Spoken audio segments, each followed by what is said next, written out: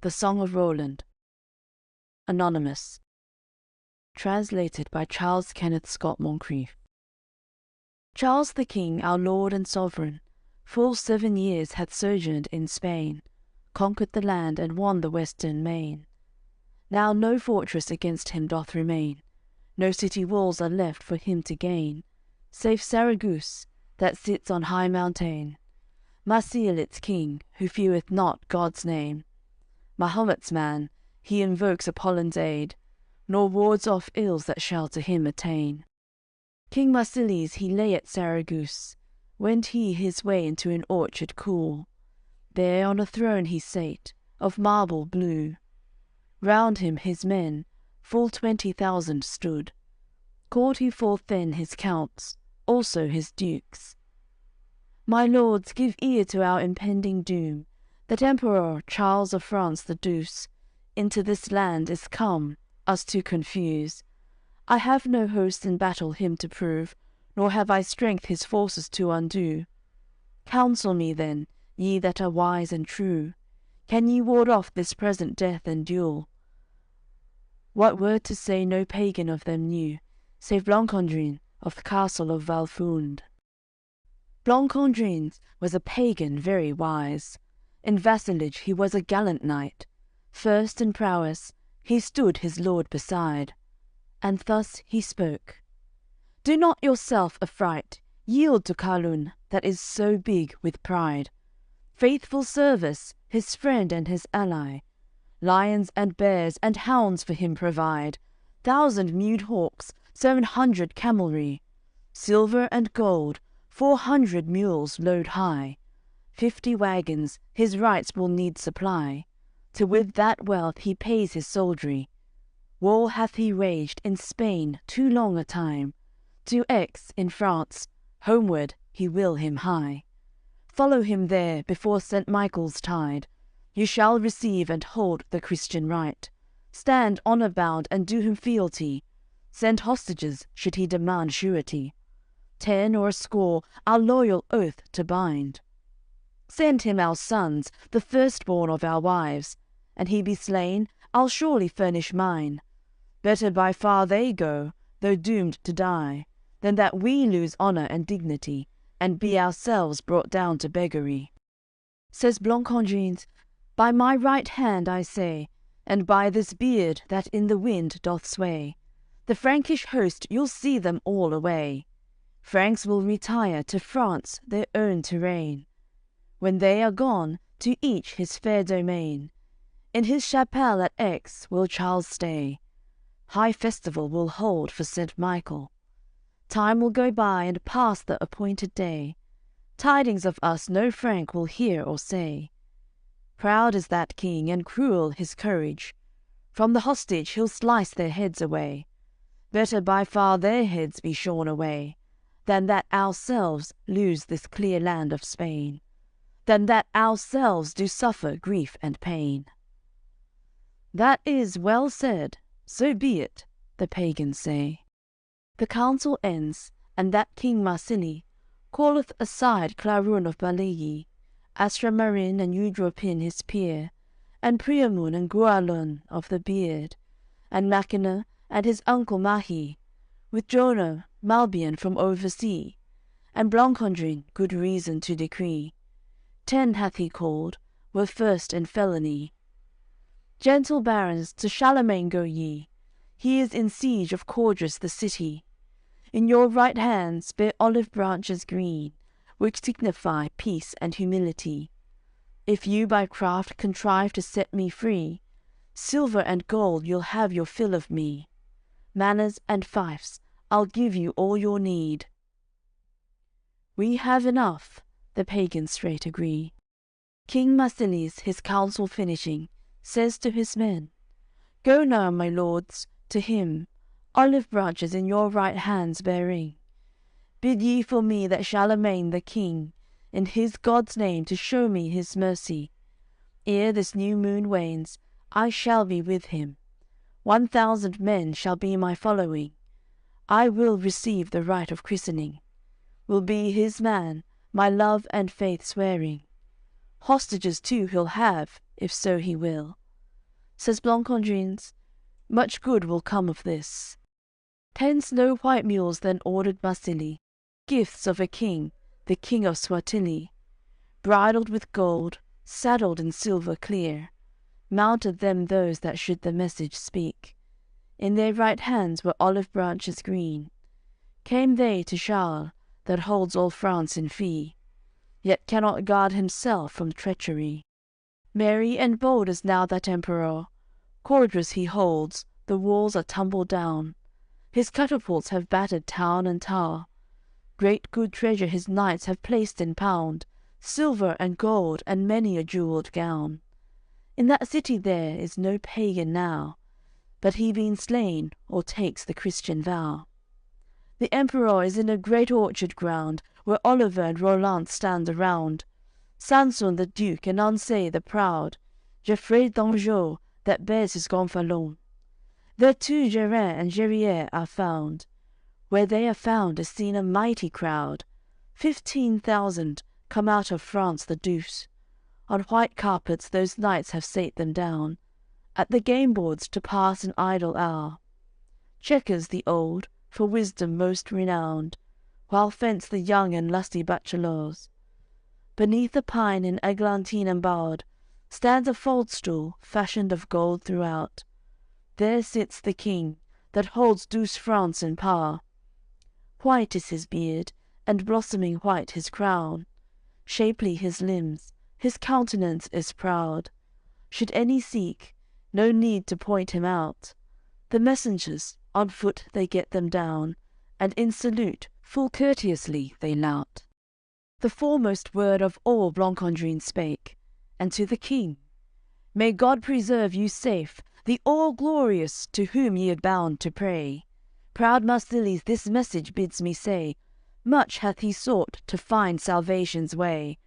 Out of his wealth meet presents would he make, lions and bears and greyhounds leashed on chain, 1,000 mewed hawks, 700 dromedaries, 400 mules his silver shall convey.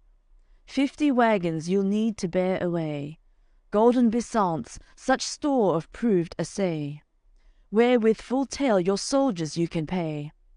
Now in this land you've been too long a day. Hie you to France, return again to Aix. Thus saith my lord, he'll follow too that way. That emperor towards God his arms he raised, lowered his head, began to meditate. That emperor inclined his head full low, hasty in speech he never was, but slow. His custom was, at his leisure he spoke. When he looks up, his face is very bold. He says to them, Good tidings have you told, King Marsilies hath ever been my foe. These very words you have before me told, in what measure of faith am I to hold? That Saracen says, Hostages he'll show, 10 shall you take, or 15 or a score. Though he be slain, a son of mine shall go. Any there be you'll have more nobly born, to your palace seigneurial when you go. At Michael's feast, called in periculo, my lord hath said, thither will he follow, e'en to your baths, that God for you hath wrought. There is he fain the Christian faith to know. Answers him Charles, still may he heal his soul. Clear shone the sun in a fair eventide. Those 10 men's mules in stall he bade them tie. Also a tent in the orchard raise on high. Those messengers had lodging for the night. Dozen sergeants served after them aright. Darkling they lie till comes the clear daylight. That emperor does with the morning rise. Matins and mass are said then in his sight. Forth goes that king, and stays beneath a pine. Barons he calls, good counsel to define, for with his Franks he's ever of a mind. That emperor beneath a pine he sits, calls his barons his counsel to begin. Oger the Duke, that Archbishop Turpin, Richard the Old, and his nephew Henry, from Gascony the proof Count Acolin, Tedbord of Reims and Milon his cousin. With him there were Gerards, also Gerin, and among them the Count Roland came in, and Oliver, so proof and so gentle. Franks out of France, 1,000 chivalry. Guenes came there, that wrought the treachery. The council then began, which ended ill. My lords barons, says the emperor then, Charles, King Marsilies hath sent me his messages. Out of his wealth he'll give me weighty masses, greyhounds on leash, and bears and lions also, 1,000 mewed hawks, and 700 camels, 400 mules with gold Arabian charged, 50 wagons, yea more than 50 drawing. But into France demands he my departure. He'll follow me to Aix, where is my castle. There he'll receive the law of our salvation. Christian he'll be, and hold from me his marches. But I know not what purpose in his heart is. Then say the Franks, beseems us act with caution. That emperor hath ended now his speech. The Count Roland's he never will agree. Quick to reply he springs upon his feet, and to the king.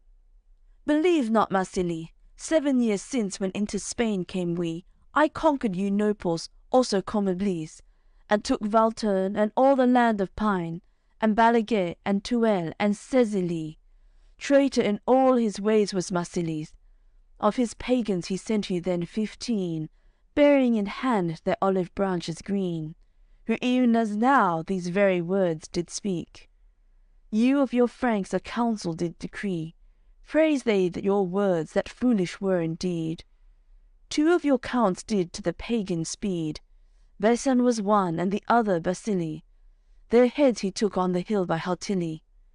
War have you waged, so unto war proceed, to Saragosse lead forth your great army.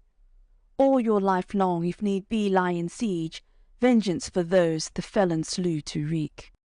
That emperor he sits with lowering front, he clasps his chin, his beard his fingers tug. Good word nor bad, his nephew not one. Franks hold their peace, but only Guenelun springs to his feet and comes before Carlun. Right haughtily his reason he's begun, and to the king, believe not any one my word nor theirs, save whence your good shall come.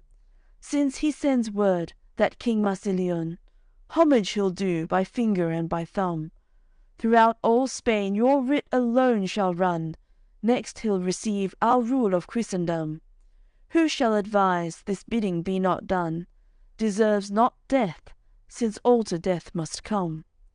Counsel of pride is wrong, we've fought enough, leave we the fools, and with the wise be one.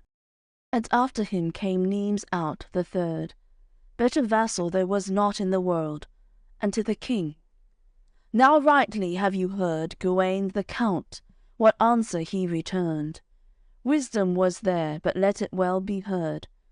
King Marsilies in war is overturned, his castles all in ruin have you hurled, with catapults his ramparts have you burst, vanquished his men, and all his cities burned. Him who entreats your pity do not spurn. Sinners were they that would to war return. With hostages his faith he would secure. Let this great war no longer now endure.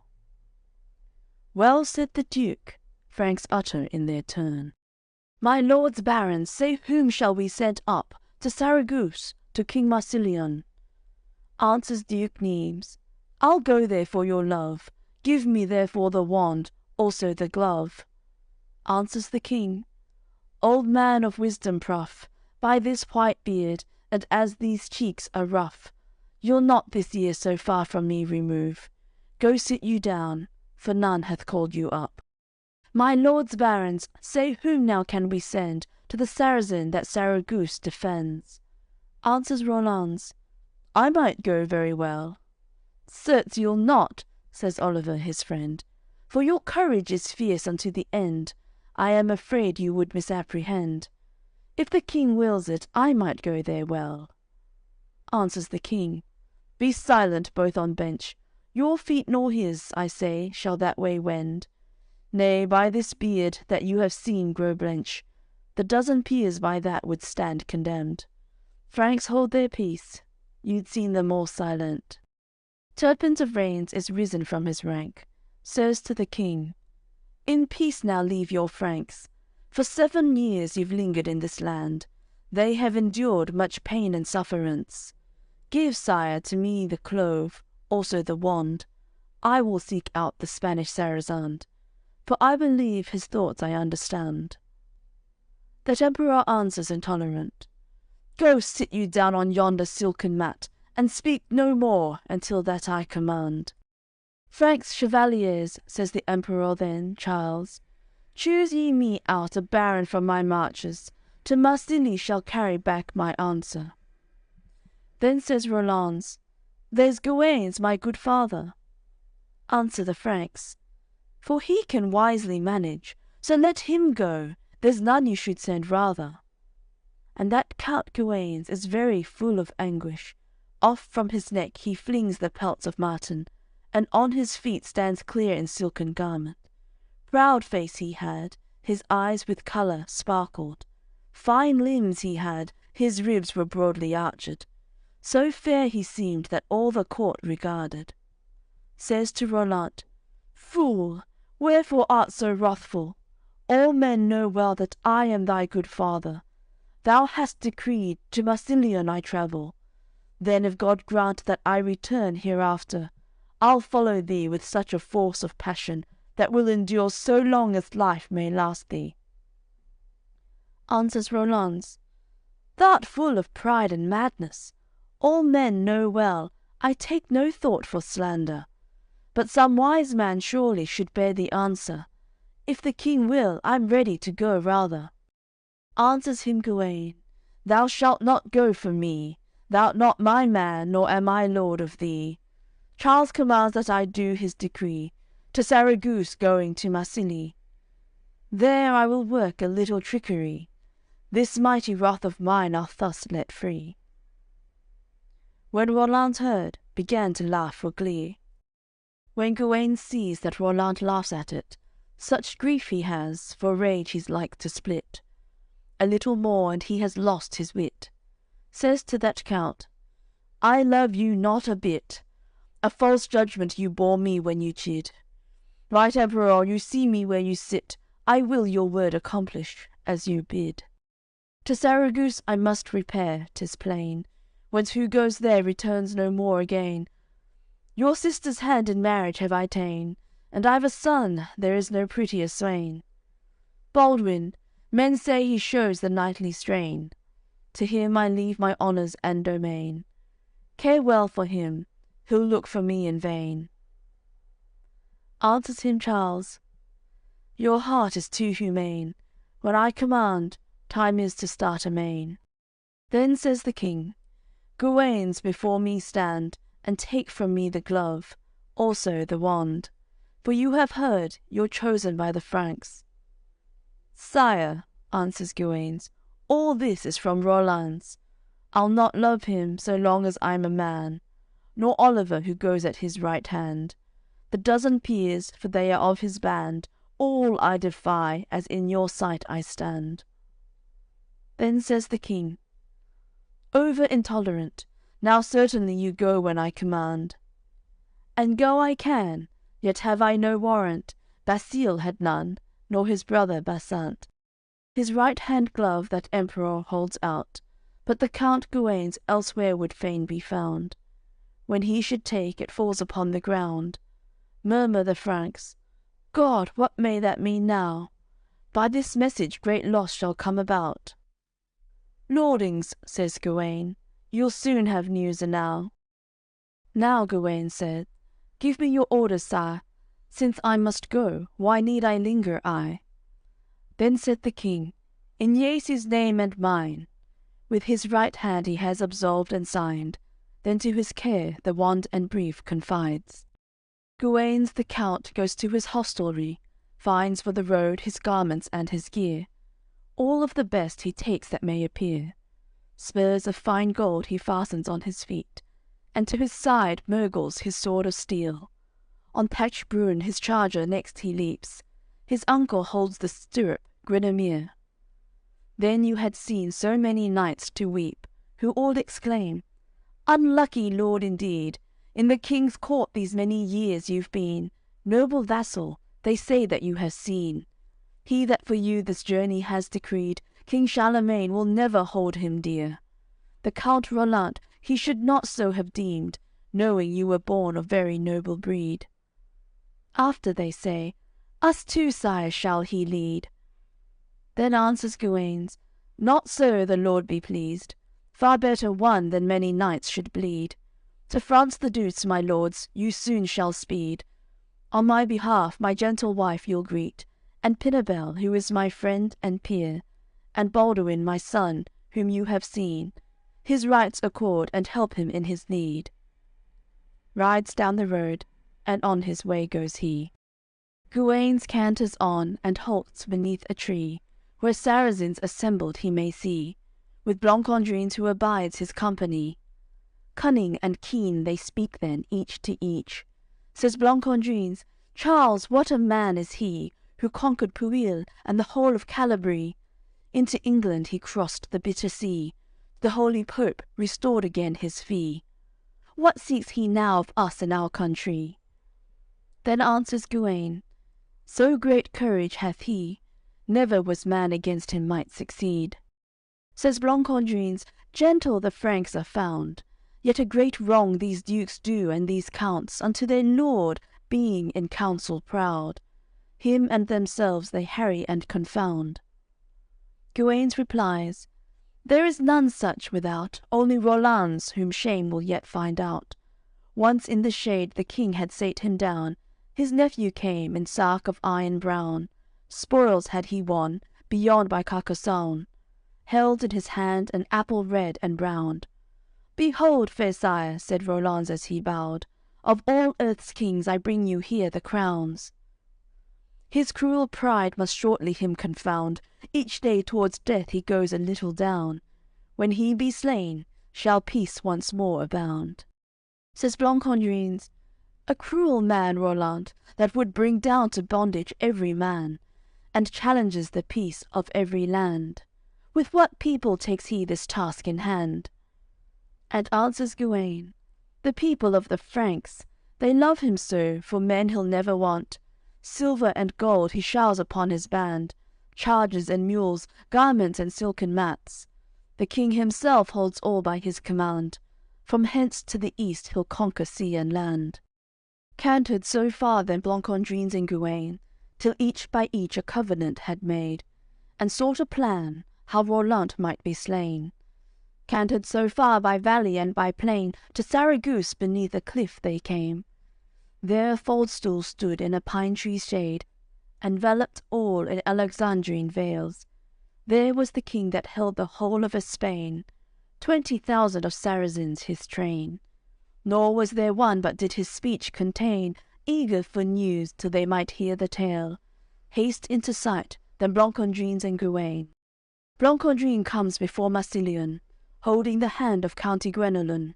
Says to the king, Lord save you, sire Mahon, and Apollon, whose holy laws here run. Your message we delivered to Chalon. Both his two hands he raised against the sun, praising his God, but answer made he none. He sends you here his noblest born baron, greatest in wealth that out of France is come. From him you'll hear if peace shall be, or none. Speak, said Marsile, we'll hear him, every one. But the Count Guenes did deeply meditate, cunning and keen, began at length and spake, even as one that knoweth well the way. And to the king, may God preserve you safe, the all-glorious, to whom we're bound to pray. Proud Charlemagne this message bids me say, you must receive the holy Christian faith, and yield in fee 1/2 the lands of Spain. If to accord this tribute you disdain, taken by force and bound in iron chain, you will be brought before his throne at Aix. Judged and condemned you'll be, and shortly slain. Yes, you will die in misery and shame. King Marsilies was very sore afraid. Snatching a dart with golden feathers gay, he made to strike. They turned aside his aim. King Marsilies is turned white with rage. His feathered dart he brandishes and shakes. Guenes beholds, his sword in hand he takes, 2 fingers' width from scabbard bears the blade, and says to it, O clear and fair and brave, before this king in court will so behave, that the Emperor of France shall never say, in a strange land I'd thrown my life away, before these chiefs thy temper had essayed. Let us prevent this fight, the pagans say. Then Saracens implored him so, the chiefs. On the faldstool Marsilius took his seat. Greatly you harm our cause, says the Alcaliph, when on this Frank your vengeance you would wreak. Rather you should listen to hear him speak. Sire, Gawain says, to suffer I am meek. I will not fail, for all the gold God keeps. Nay, should this land its treasure pile in heaps, but I will tell, so long as I be free, what Charlemagne, that royal majesty, bids me inform his mortal enemy. Gawain had on a cloak of sable skin, and over it a veil Alexandrine. These he throws down, they're held by Blancandrine, but not his sword, he'll not leave hold of it. In his right hand he grasps the golden hilt. The pagans say, a noble baron this. Before the king's face Gawain's drawing near, says to him, Sire, wherefore this rage and fear? Seeing you are, by Charles, of Franks the chief, bidden to hold the Christians' right belief. One half of Spain he'll render as your fief, the rest Roland's his nephew shall receive. Proud parsoner in him you'll have indeed. If you will not to Charles this tribute cede, to you he'll come and Saragosse besiege, take you by force and bind you hands and feet, bear you outright, even unto Aix his seat. You will not then on palfrey nor on steed, jennet nor mule come cantering in your speed. Flung you will be on a vile sumpter beast, tried there and judged, your head you will not keep. Our Emperor has sent you here this brief. He's given it into the pagan's nief. Now Marsilius is turned white with ire. He breaks the seal and casts the wax aside, looks in the brief, sees what the king did write. Charles commands, who holds all France by might. I bear in mind his bitter grief and ire. 'Tis of Basan and his brother Basili, whose heads I took on the hill by Haltili. If I would save my body now alive, I must dispatch my uncle the Alcaliph. Charles will not love me ever otherwise. After there speaks his son to Marsili, says to the king, in madness spoke this wight, so wrong he was to spare him were not right. Leave him to me, I will that wrong requite. When Gawain hears, he draws his sword outright, against the trunk he stands, beneath that pine. The king is gone into that orchard then, with him he takes the best among his men, and Blancandrins there shows his snowy hair, and Jercelet was the king's son and heir. And the Alcaliph, his uncle and his friend, says Blancandrins, summon the Frank again. In our service his faith to me he's pledged. Then says the king, so let him now be fetched. He's taken Gawain's by his right finger ends, and through the orchard straight to the king they wend. Of treason there make lawless parliament. Fair master Gawain, says then King Marsili, I did you now a little trickery. Making to strike, I showed my great fury. These sable skins take as amends from me. 500 pounds would not their worth redeem. Tomorrow night the gift shall ready be. Gawain answers him, I'll not refuse it me. May God be pleased to show you his mercy. Then says Marsile, Gawain's the truth to ken. Minded I am to love you very well. Of Charlemagne I wish to hear you tell. He's very old, his time is nearly spent. 200 years he's lived now, as 'tis said. Through many lands his armies he has led, so many blows his buckled shield has shed, and so rich kings he's brought to beg their bread. What time from war will he draw back instead? And answers Gawain's, not so was Charles bred. There is no man that sees and knows him well, but will proclaim the Emperor's hardy head. Praise him as best I may, when all is said, remain untold honour and goodness yet.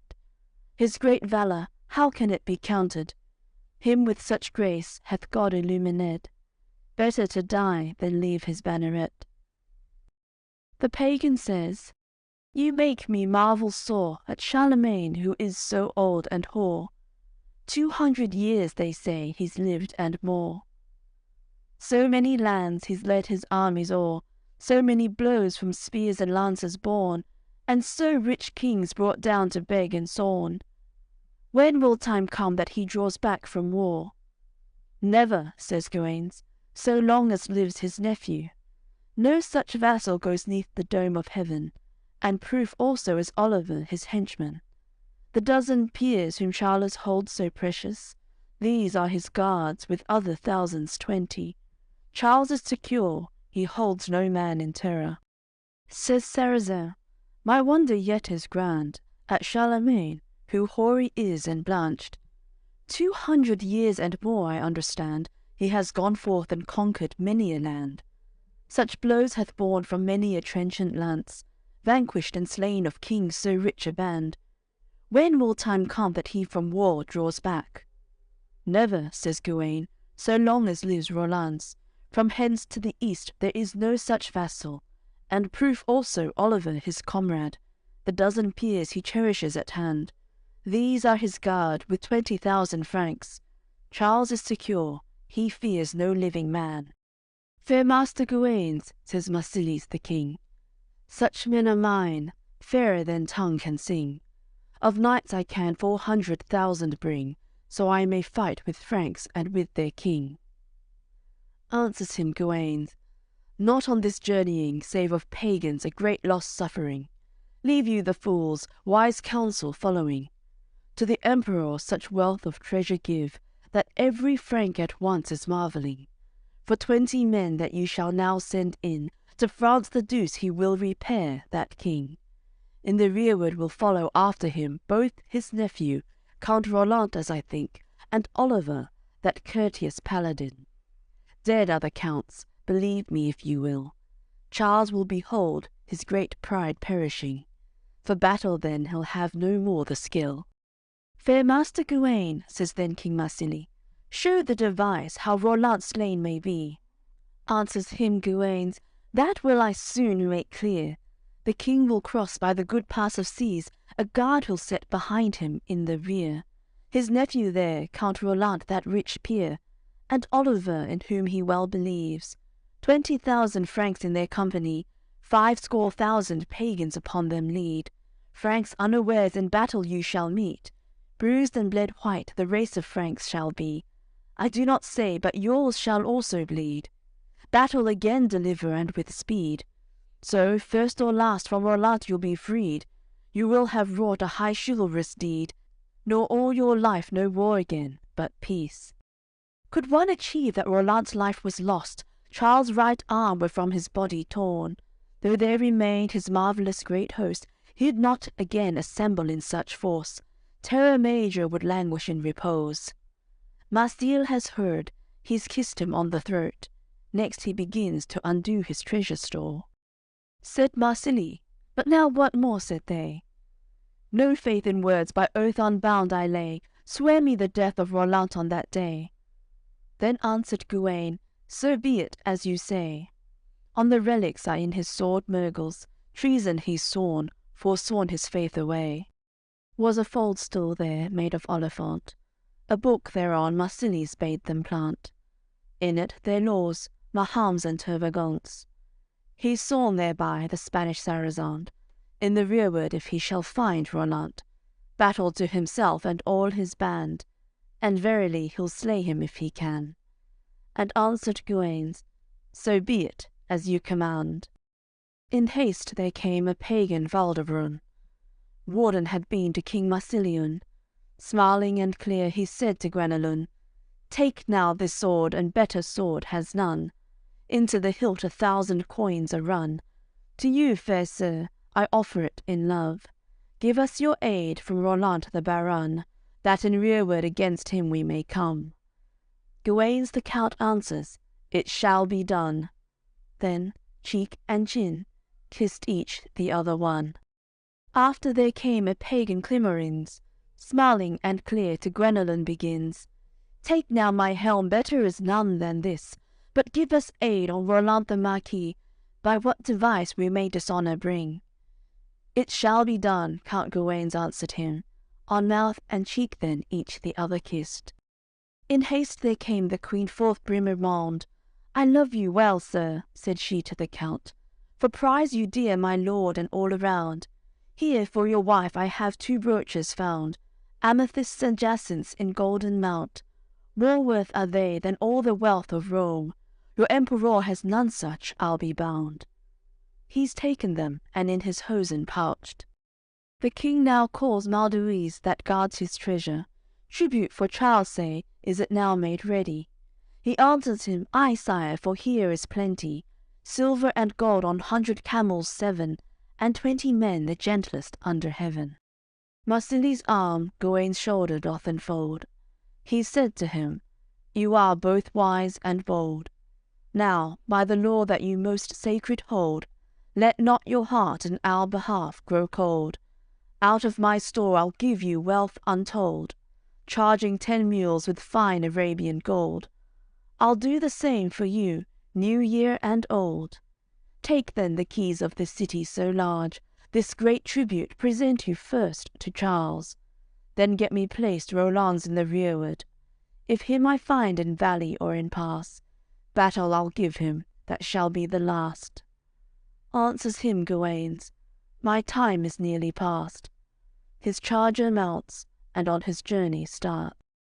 That emperor draws near to his domain. He is come down unto the city Gelnay.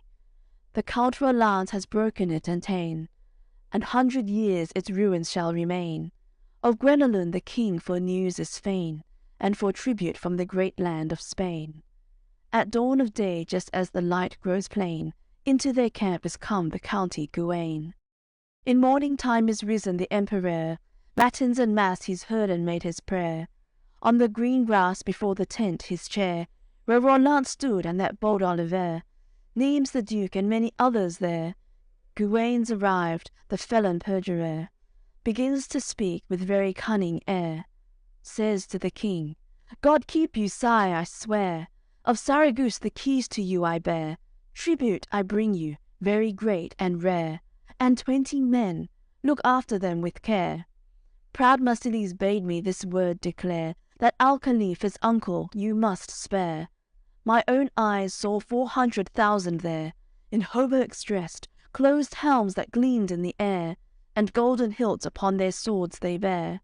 They followed him, right to the sea they'll fare.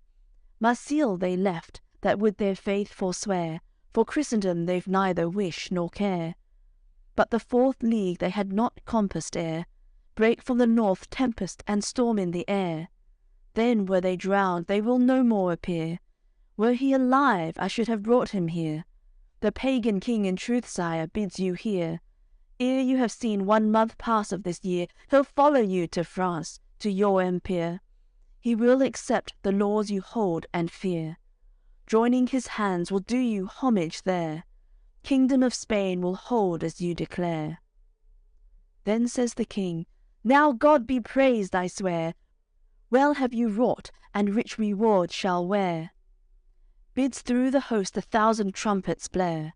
Franks leave their lines, the sumpter beasts are yare. Towards France the Douce all on their way repair. Charles the Great that land of Spain had wasted, her castles ta'en, her cities violated. Then said the king, his war was now abated. Towards Douce France that emperor has hasted. Upon a lance Roland his ensign raised. High on a cliff against the skies was placed. The Franks in camp through all that country baited. Canted pagans through those wide valleys raced. Hauberks they wore, and sarks with iron plated. Swords to their sides were girt, their helms were laced. Lances made sharp, as scutcheons newly painted. There in the mists beyond the peaks remained. The day of doom for 100,000 waited. God, what a grief! Franks know not what is fated. Passes the day, the darkness is grown deep. That emperor, rich Charles, lies asleep. Dreams that he stands in the great pass of seas. In his 2 hands his ashen spear he sees. Gawain's the count that spear from him doth seize, brandishes it and twists it with such ease, that flown into the sky the Flinders seen. Charles sleeps on, nor wakens from his dream. And after this another vision saw, in France at Aix, in his chapelle once more, that his right arm an evil bear did gnaw. Out of Ardennes he saw a leopard stalk, his body dear did savagely assault. But then there dashed a harrier from the hall, leaping in the air he sped to Charles' call. First the right ear of that grim bear he caught, and furiously the leopard next he fought. Of battle great the Franks then seemed to talk, yet which might win they knew not in his thought. Charles sleeps on, nor wakens he for aught. Passes the night and opens the clear day. That Emperor canters in brave array, looks through the host often and every way. My lords barons, at length doth Charles say, ye see the pass along these valleys straight. Judge for me now, who shall in rearward wait? There's my good son Roland's, then answers Gawaines. You've no baron whose valour is as great. When the king hears, he looks upon him straight, and says to him, you devil incarnate, into your heart is come a mortal hate, and who shall go before me in the gate? Ogier is here, of Denmark, answers Gawaines. You've no baron were better in that place. The Count Roland hath heard himself decreed, speaks then to Gawaines by rule of courtesy. Good father, sir, I ought to hold you dear, since the rearward you have for me decreed. Charles the King will never lose by me, as I know well, nor charger nor palfrey, jennet nor mule that canter can with speed, nor sumpter horse will lose, nor any steed, but my sword's point shall first exact their meed. Answers him Gawaines, I know, 'tis true indeed. When Roland heard that he should be rearwarden, furiously he spoke to his good father. Aha, culvert, begotten of a bastard, thinkest the glove will slip from me hereafter, as then from thee the wand fell before Charles? Right Emperor, says the Baron Rolands, give me the bow you carry in your hand. Ne'er in reproach I know will any man say that it fell and lay upon the land, as Gawaines let fall when he received the wand.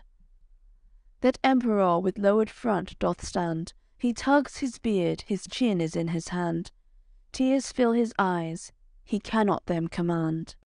And after that is come Duke Niam's Firth. Better vassal there was not upon earth. Says to the king, right well now have you heard, the Count Roland's bitter wrath is stirred, for that on him the rearward is conferred. No baron else have you would do that work. Give him the bow your hands have bent at first. Then find him men, his company are worth. Gives it the king, and Roland bears it firth.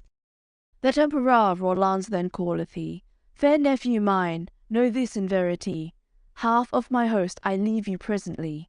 Retain you them, your safeguard this shall be. Then says the Count, I will not have them me, confound me God if I fail in the deed. Good valiant Franks 1,000 score I'll keep, go through the pass in all security. While I'm alive, there's no man you need fear. The Count Roland has mounted his charger, beside him came his comrade Oliver.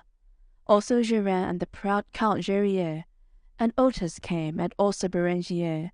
Old Ancey and Saint-Sul too came there, Gerard also of Roncevaux the fierce. And there is come the Gascon Gillier. Now by my head I'll go, the Archbishop swears. And I'm with you, says the Count Gaultier. I'm Roland's man, I may not leave him there. 1,000 score they choose of chevalier. Gaulter de whom he calls, that Count Roland's. 1,000 Franks take out of France our land, dispose them so among ravines and crags, that the Emperor lose not a single man. Gaulter replies, I'll do as you command. 1,000 Franks come out of France their land, at Gaulter's word they scour ravines and crags. They'll not come down howe'er the news be bad, ere from their sheaths swords 700 flash. King Almarie Belcerne for kingdom had, on the evil day he met them in combat. High are the peaks, the valleys shadowful, swarthy the rocks, the narrows wonderful. Franks passed that day all very sorrowful. 15 leagues round the rumour of them grew. When they were come and terror major knew, saw Gascony their land and their seigneurs, remembering their fiefs and their honours, their little maids, their gentle wives and true. There was not one that shed not tears for rue. Beyond the rest Charles was of anguish full. In Spanish pass he'd left his dear nephew. Pity him seized, he could but weep for rue. A dozen peers are left behind in Spain. Franks in their band 1,000 score remain. No fear have these, death hold they in disdain. That emperor goes into France apace. Under his cloak he fain would hide his face. Up to his side comes cantering Duke Nimes, says to the king, "What grief upon you weighs?" Charles answers him, "He's wrong that question makes. So great my grief I cannot but complain. France is destroyed by the device of Gawain. This night I saw by an angel's vision plain, between my hands he brake my spear in twain. Great fear I have, since Roland must remain. I've left him there upon a border strange. God, if he's lost, I'll not outlive that shame." Charles the Great he cannot but deplore, and with him Franks 100,000 mourn, who for Roland's have marvellous remorse. The felon Gawain had treacherously wrought, from pagan kin has had his rich reward. Silver and gold, and veils and silken cloths, camels, lions, with many a mule and horse. Barons from Spain King Marsilies hath called, counts and viscounts, and dukes and almacours, and the admirals and cadets nobly born. Within 3 days come hundreds thousands for. In Saragosse they sound the drums of war. Mahum they raise upon their highest tower. Pagan is none that does not him adore. They canter then with great contention, through certain land, valleys and mountains on, till of the Franks they see the gonfalons, being in rearward those dozen companions. They will not fail battle to do anon. Marsile's nephew is come before the band. Riding a mule, he goads it with a wand. Smiling and clear, his uncle's ear demands, "Fair lord and king, since, in your service glad, I have endured sorrow and sufferance, have fought in field, and victories have had, give me a fee, the right to smite Roland's. I'll slay him clean with my good trenchant lance, if Mahomet will be my sure warrant. Spain I'll set free, deliver all her land, from pass of Asper even unto Durestant. Charles will grow faint and recreant the Franks. There'll be no war while you're a living man." Marsile gives the glove into his hand. Marsile's nephew, holding in hand the glove, his uncle calls, with reason proud enough, "Fair lord and king, great gift from you I've won. Choose now for me 11 more barons, so I may fight those dozen companions." First before all their answers fall Falfaron, brother he was to King Marsilion. "Fair sir nephew, go you and I at once, then verily this battle shall be done. The rearward of the great host of Calonne, it is decreed we deal them now their due." King Corsably is come from the other part, barbarian and steeped in evil art. He's spoken then as fits a good vassal, for all God's gold he would not seem coward. Hastes into view Malpremy of Brigal, faster than a horse upon his feet he can dart. Before Marsile he cries with all his heart, "My body I will show at Roncevaux. Find I Roland's, I'll slay him without fault." An admiral is there of Balaguet, clear face and proud, and body nobly bred. Since first he was upon his horse mounted, his arms to bear has shown great lustihead. In vassalage he is well famoused. Christian were he, he'd shown good baronhead. Before Marsile and loud has he shouted, "To Roncevaux my body shall be led. Find I Roland's, then is he surely dead. And Oliver and all the other 12 Franks shall be slain in grief and wretchedness. Charles the Great is old now and doted, weary will be and make no war again. Spain shall be ours in peace and quietness." King Marsilies has heard, and thanks him well. An armour corps is there of Maurienne, more felon none in all the land of Spain. Before Marsile his vaunting boast hath made, to Roncesvalles my company I'll take, 1,000 score, with shields and lances brave. Find I Rolands, with death I'll him acquaint. Day shall not dawn, but Charles will make his plaint. From the other part, Turgis of Turtelleuse, he was a count, that city was his own. Christians he would the massacre every one.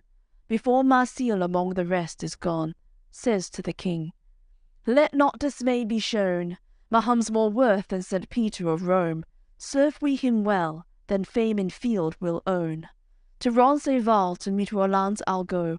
From death he'll find his warranty in none.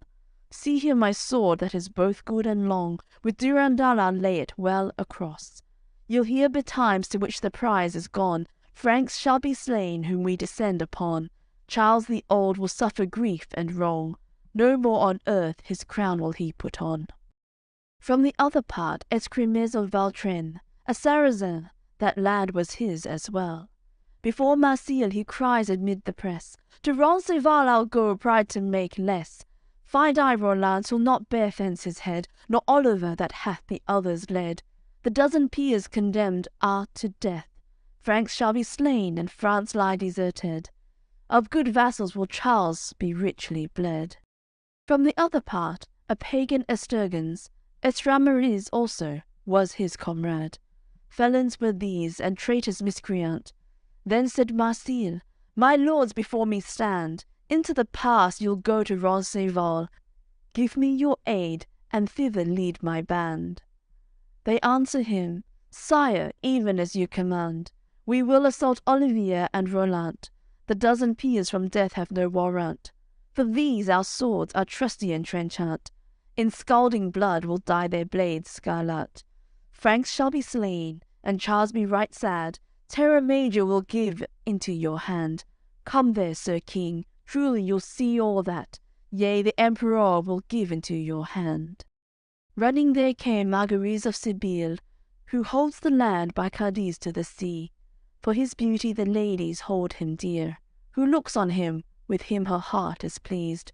When she beholds, she can but smile for glee. Was no pagan of such high chivalry. Comes through the press, above them all, cries he, Be not at all dismayed, King Marsile. To Roncesvalles I'll go, and Roland's he, nor Oliver may escape alive from me. The dozen peers are doomed to martyry. See here the sword, whose hilt is gold indeed, I got in gift from the Admiral of Primes. In scarlet blood I pledge it shall be steeped. Franks shall be slain, and France abased be. To Charles the Old, with his great blossoming beard, day shall not dawn but brings him rage and grief. Ere a year pass, all France we shall have seized, till we can lie in the burg of Saint Denis. The pagan king has bowed his head down deep. From the other part, Chemouvels of Muneigre, right to the ground, his hair swept either way. He for a jest would bear a heavier weight than 4 yoked mules beneath their load that strain. That land he had, God's curse on it was plain. No sun shone there, nor grew there any grain. No dew fell there, nor any shower of rain. The very stones were black upon that plain, and many say that devils there remain. Says Chemouvels, My sword is in its place, at Roncesvalles scarlet I will it stain. Find I Rolands the proud upon my way, I'll fall on him, or trust me not again. At Durandal I'll conquer with this blade. Franks shall be slain, and France a desert made. The dozen peers are at this word away. 50,000 of Saracens they take, who keenly press, and on to battle haste. In a fir wood their gear they ready make. Ready they make hauberks Saracenese, that folded are the greater part in 3. And they lace on good helms Saragusese, gird on their swords of tried steel Viennese. Fine shields they have, and spears Valentinese, and white, blue, red, the ensigns take the breeze. They've left their mules behind in their palfreys. Their chargers mount, and canter knee by knee. Fair shines the sun, the day is bright and clear. Light bums again from all their polished gear. 1,000 horns they sound, more proud to seem. Great is the noise, the Franks its echo hear. Says Oliver, "Companion, I believe, Saracens now in battle must we meet." Answers Roland, "God grant us then the fee, for our king's sake well must we quit us here. Man for his lord should suffer great disease, most bitter cold endure, and burning heat. His hair and skin should offer up at need. Now must we each lay on most hardily, so evil songs near sung of us shall be. Pagans are wrong, Christians are right indeed. Evil example will never come of me." Oliver mounts upon a lofty peak, looks to his right along the valley green. The pagan tribes approaching there appear. He calls Roland his companion to see. "What sound is this come out of Spain we hear? What hauberks bright, what helmets these that gleam? They'll smite our Franks with fury past belief. He knew it, Guenes, the traitor and the thief, who chose us out before the king our chief." Answers the Count Roland, "Olivier, cease. That man is my good father. Hold thy peace." Upon a peak is Oliver mounted. Kingdom of Spain he sees before him spread, and Saracens, so many gathered. Their helmets gleam, with gold are jewelled, also their shields, their hauberks all freed, also their swords, on signs on spears fixed. Rank beyond rank could not be numbered. So many there, no measure could he set. In his own heart he saw astonished. Fast as he could, down from the peak hath sped, comes to the Franks, to them his tale hath said. Says Oliver, "Pagans from there I saw, never on earth did any man see more. 'Gainst us their shields 100,000 bore, that laced helms and shining hauberks wore. And, bolt upright, their bright brown spearheads shone. Battle we'll have as never was before. Lords of the Franks, God keep you in valour. So hold your ground, we be not overborne." Then say the Franks, "Shame take him that goes off. If we must die, then perish one and all." Says Oliver, "Pagans in force abound, while of us Franks but very few I count. Comrade Roland, your horn I pray you sound. If Charles hear, he'll turn his armies round." Answers Roland, "A fool I should be found. In France the deuce would perish my renown. With Durendal I'll lay on thick and stout, in blood the blade to its golden hilt I'll drown. Felon pagans to the pass shall not come down. I pledge you now, to death they all are bound. Comrade Roland, sound the Oliphant, I pray. If Charles hear, the host will turn again. Will succour us our king and baronage." Answers Roland, "Never, by God, I say. For my misdeed shall kinsmen hear the blame, nor France nor Douce fall into evil fame. Rather stout blows with Durendal I'll lay, with my good sword that by my side doth sway. Till bloodied o'er you shall behold the blade.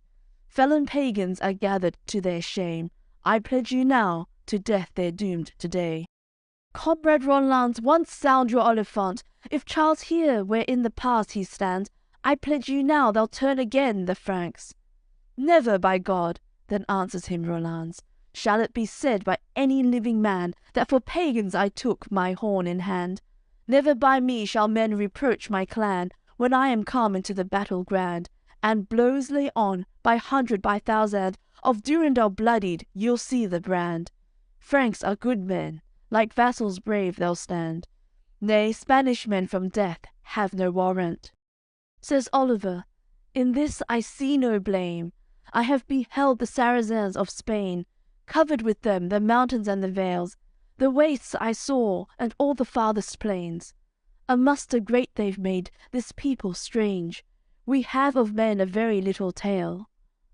Answers Roland, "My anger is inflamed. Never, please God his angels and his saints, never by me shall Frankish valour fail. Rather I'll die than shame shall me attain. Therefore strike on, the Emperor's love to gain." Pride hath Roland, wisdom Olivier hath, and both of them show marvellous courage. Once they are horsed, once they have donned their arms, rather they die than from the battle pass. Good are the counts, and lofty their language. Felon pagans come cantering in their wrath. Says Oliver, Behold and see, Rolands, these are right near, but Charles is very far. On the Oliphant deign now to sound a blast. Were the king here, we should not fear damage. Only look up towards the pass of Aspre. In sorrow there you'll see the whole rearward. Who does this deed does no more afterward. Answers Rolands, utter not such outrage. Evil his heart that is in thought coward. We shall remain firm in our place installed. From us the blows shall come, from us the assault. When Roland sees that now must be combat, more fierce he's found than lion or leopard. The Franks he calls, and Oliver commands, now say no more, my friends, nor thou, comrade. That emperor, who left us Franks on guard, 1,000 score stout men he set apart, and well he knows not one will prove coward. Man for his lord should suffer with good heart, of bitter cold and great heat bear the smart. His blood let drain, and all his flesh be scarred. Strike with thy lance, and I with Durendal, with my good sword that was the king's reward. So if I die, who has it afterward? Noble vassals, he well may say it was. From the other part is the Archbishop Turpin. He pricks his horse and mounts upon a hill. Calling the Franks, sermon to them begins. My lords barons, Charles left us here for this. He is our king, well may we die for him, to Christendom good service offering. Battle you'll have, you all are bound to it, for with your eyes you see the Saracens. Pray for God's grace, confessing him your sins. For your soul's health I'll absolution give. So though you die, blessed martyrs shall you live. Thrones you shall win in the great paradise. The Franks dismount, upon the ground are lit. That Archbishop God's benediction gives. For their penance, good blows to strike he bids. The Franks arise and stand upon their feet. They're well absolved, and from their sins made clean. And the Archbishop has signed them with God's seal. And next they mount upon their chargers keen. By rule of knights they have put on their gear, for battle or apparelled as is meet. The Count Roland calls Oliver and speaks. Comrade and friend, now clearly have you seen that Guenelon hath got us by deceit. Gold hath he ta'en, much wealth is his to keep. That emperor vengeance for us must wreak. King Marsilies hath bargained for us cheap. At the sword's point he yet shall pay our meed. To Spanish Pass is Roland now going, on Valiant his good steed galloping. He is well armed, pride is in his bearing. He goes so brave, his spear in hand holding. He goes, its point against the sky turning. A gonfalon all white thereon he's pinned. Down to his hand flutters the golden fringe. Noble his limbs, his face clear and smiling. His companion goes after, following.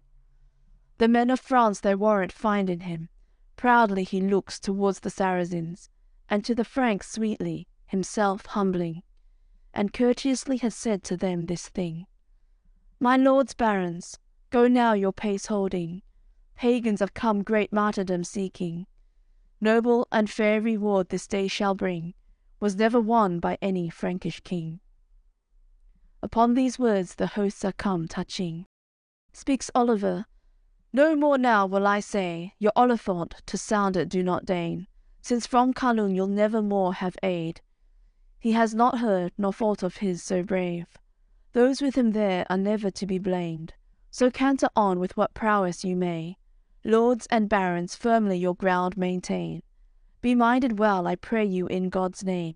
Stout blows to strike, to give as you shall take. Forget the cry of Charles we never may. Upon this word the Franks cry out amain, who then had heard them all Montjoy acclaim. Of vassalage might well recall the tale. They canter forth, God, with what proud parade, pricking their spurs, the better speed to gain. They go to strike, what other thing could they? But Saracens are not at all afraid. Pagans and Franks, you'd see them now engaged. Marsile's nephew, his name is Aelroth, first of them all canters before the host, says of our Franks these ill words as he goes. Felons of France, so here on us you close. Betrayed you has he that to guard you ought. Mad is the king who left you in this post. So shall the fame of France the Douce be lost, and the right arm from Charles' body torn. When Roland hears what rage he has, by God, his steed he spurs, gallops with great effort. He goes, that count, to strike with all his force. The shield he breaks, the hauberk seam unsews, slices the heart, and shatters up the bones. All of the spine he severs with that blow, and with his spear the soul from body throws. So well he's pinned, he shakes in the air that course, on his spear's hilt he's flung it from the horse. So in two halves Eoth's neck he broke, nor left him yet, they say, but rather spoke. Avaunt, Calvert, a madman Charles is not. No treachery was ever in his thought. Proudly he did, who left us in this post. The fame of France the Douce shall not be lost. Strike on, the Franks, ours are the foremost blows. For we are right, but these gluttons are wrong. A duke there was, his name was Falferan. Brother was he to King Marsilian. He held their land, Dathans and Abirans. Beneath the sky no more encrimed felon. Between his eyes so broad was he in front, a great half-foot you'd measure there in full. His nephew dead he's seen with grief enough, comes through the press and wildly forth he runs. Aloud he shouts their cry the pagans use, and to the Franks is right contrarious. Honour of France the Douce shall fail to us. Here's Oliver, he's very furious. His horse he pricks with both his golden spurs, and goes to strike, even as a baron doth. The shield he breaks, and through the hauberk cuts. His ensign's fringe into the carcass thrusts. On his spear's hilt he's flung it dead in dust. Looks on the ground, sees Glutton lying thus, and says to him, with reason proud enough, From threatening, Calvert, your mouth I've shut. Strike on, the Franks, right well we'll overcome. Montjoy, he shouts, 'twas the ensign of Carlin.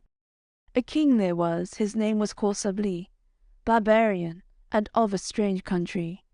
He's called aloud to the other Saracens.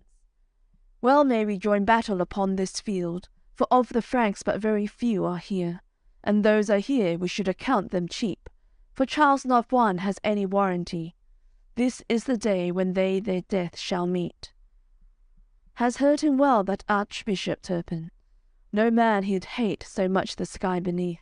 Spurs of fine gold he pricks into his steed. To strike that king by virtue great goes he. The hauberk all unfastens, breaks the shield, thrusts his great spear in through the carcass clean, pins it so well he shakes it in its seat. Dead in the road he's flung it from his spear. Looks on the ground that glutton lying sees, nor leaves him yet, they say, but rather speaks. Calvert pagan, you lied now in your teeth. Charles my lord our warrant is indeed. None of our Franks hath any mind to flee. Your companions all on this spot will keep. I tell you news, death shall ye suffer here. Strike on, the Franks, fail none of you at need. Ours the first blow, to God the glory be. Montjoy, he cries, for all the camp to hear. And Gérin strikes Malpremy of Brigard, so his good shield is nothing worth at all. Shatters the boss, was fashioned of crystal. One half of it downward to earth flies off. Right to the flesh has through his hauberk torn. On his good spear he has the carcass caught, and with one blow that pagan downward falls. The soul of him Satan away hath borne. And his comrade Gerez strikes the admiral. The shield he breaks, the hauberk unmetals, and his good spear drives into his vitals. So well he's pinned him, clean through the carcass, dead on the field he's flung from his hand. Says Oliver, now is our battle grand. Sanson the Duke goes strike that Almacour. The shield he breaks with golden flowers tooled. That good hauberk for him is nothing proof.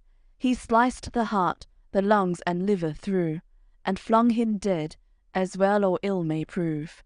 Says the Archbishop, a baron's stroke in truth. And Ansay has let his charger run. He goes to strike Turgis of Tertullus. The shield he breaks, its golden boss above. The hauberk too its doubled mail undoes. His good spear's point into the carcass runs. So well he's thrust, clean through the whole steel comes, and from the hilt he's thrown him dead in dust. Then says Roland, "Great prowess in that thrust." And Engelers, the Gascoigne of Bedel, spurs on his horse, lets fall the reins as well. He goes to strike Escremis of Veltrain. The shield he breaks and shatters on his neck. The hauberk too he has its chin-guard rent, between the armpits has pierced him through the breast. On his spear's hilt from saddle throws him dead. After he says, "So are you turned to hell."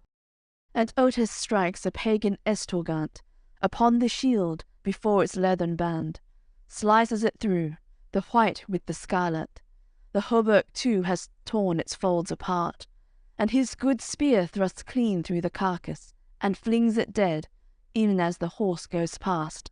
He says, "You have no warrant afterward." And Berenger, he strikes Estramariz. The shield he breaks, the hauberk tears and splits.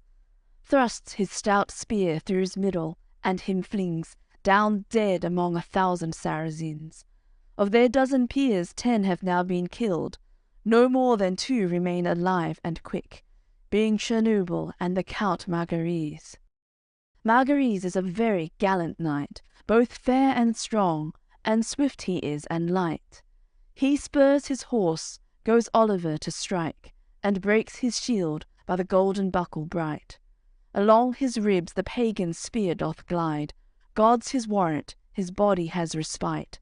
The shaft breaks off, Oliver stays upright.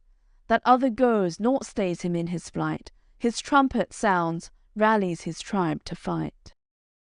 Common the fight is now and marvellous.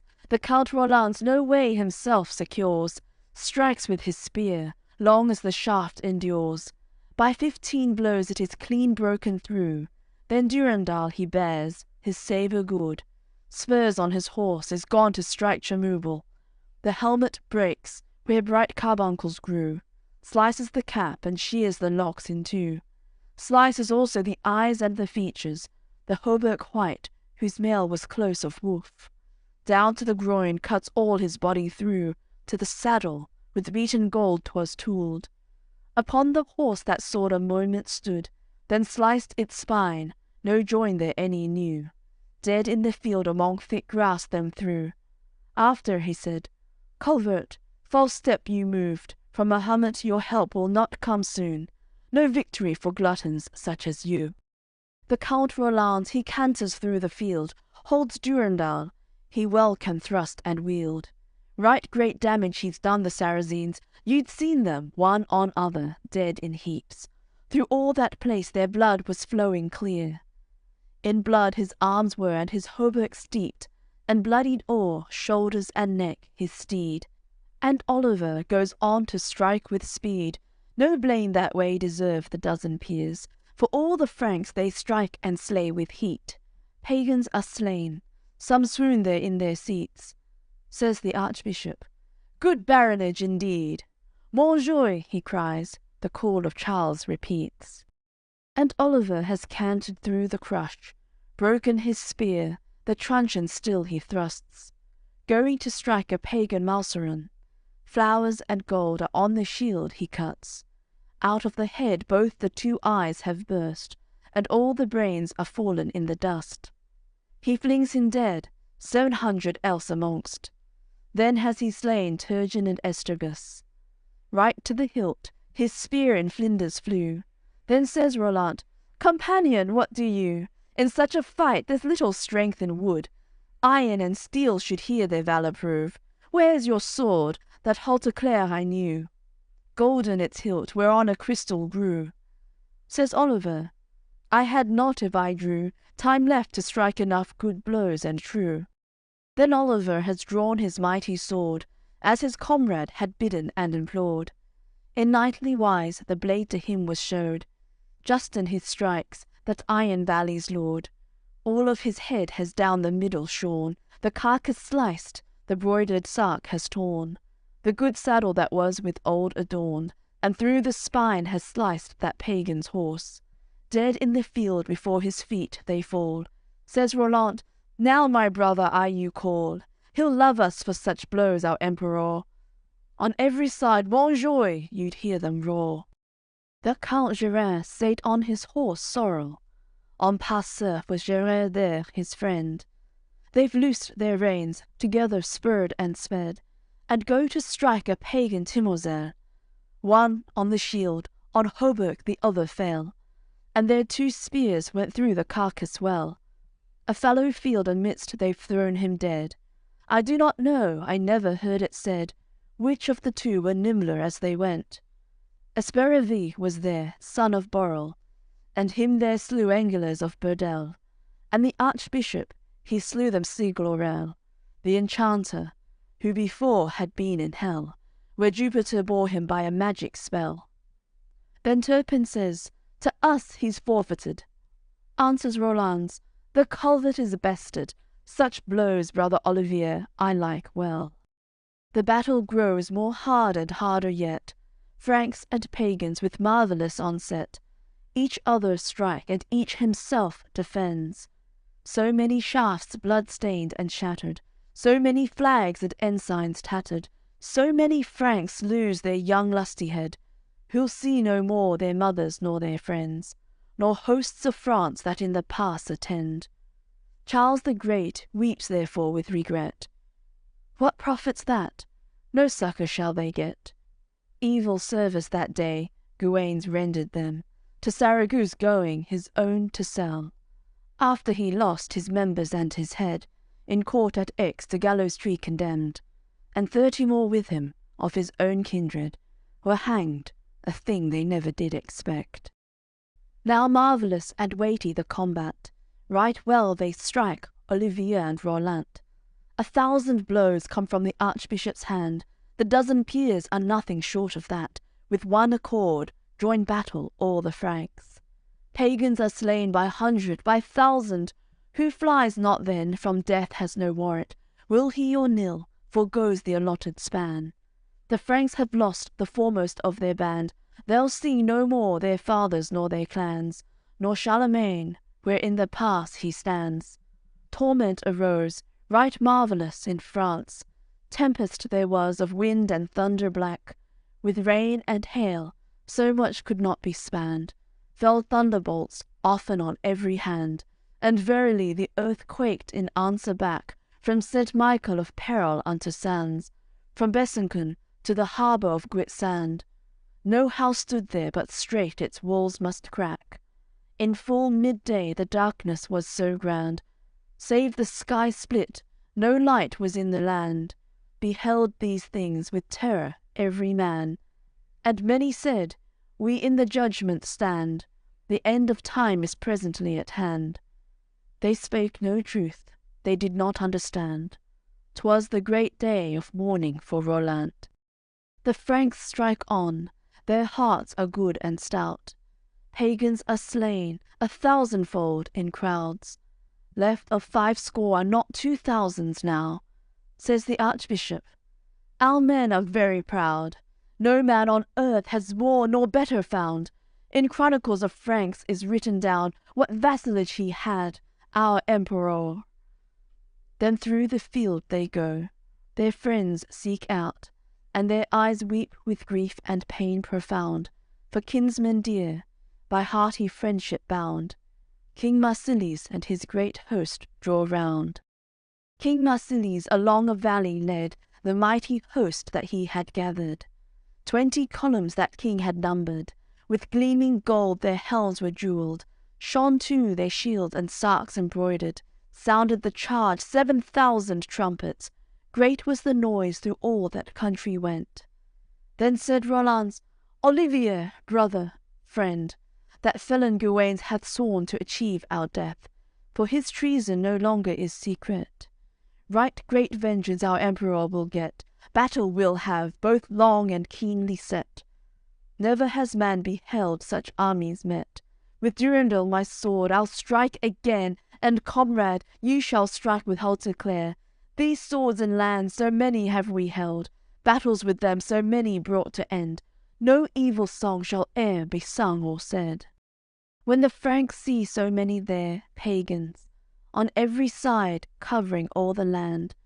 Often they call Olivier and Roland, the dozen peers to be their safe warrant, and the archbishop speaks to them as he can. My lords barons, go thinking nothing bad. For God I pray you, fly not hence, but stand, lest evil songs of our valour men chant. Far better 'twere to perish in the van. Certain it is our end is near at hand. Beyond this day shall no more live one man. But of one thing I give you good warrant. Blessed paradise to you now open stands. By the innocents your thrones you there shall have. Upon these words grow bold again the Franks. There is not one but he Montjoy demands. A Saracen was there of Saragosse. Of that city one half was his by use. 'Twas Climborins, a man with nothing proof. By Guenelon the count an oath he took, and kissed his mouth in amity and truth. Gave him his sword and his carbuncle too. Terra Major, he said, to shame he'd put. From the emperor his crown he would remove. He sate his horse, which he called Barbamuche. Never so swift sparrow nor swallow flew. He spurred him well, and down the reins he threw, going to strike Angelier of Gascogne. Nor shield nor sark him any warrant proved. The pagan spear's point did his body wound. He pinned him well, and all the steel went through. From the hilt flung him dead beneath his foot. After he said, Good are they to confuse. Pagans, strike on, and so this press set loose. God, say the Franks, grief such a man to lose. The Count Rolands called upon Oliver. Sir companion, dead now is Angelier, than whom we'd no more valiant chevalier. Answered that Count, God let me him avenge. Spurs of fine gold into his horse drove then, held Halteclair with blood its steel was red. By virtue great to strike that pagan went.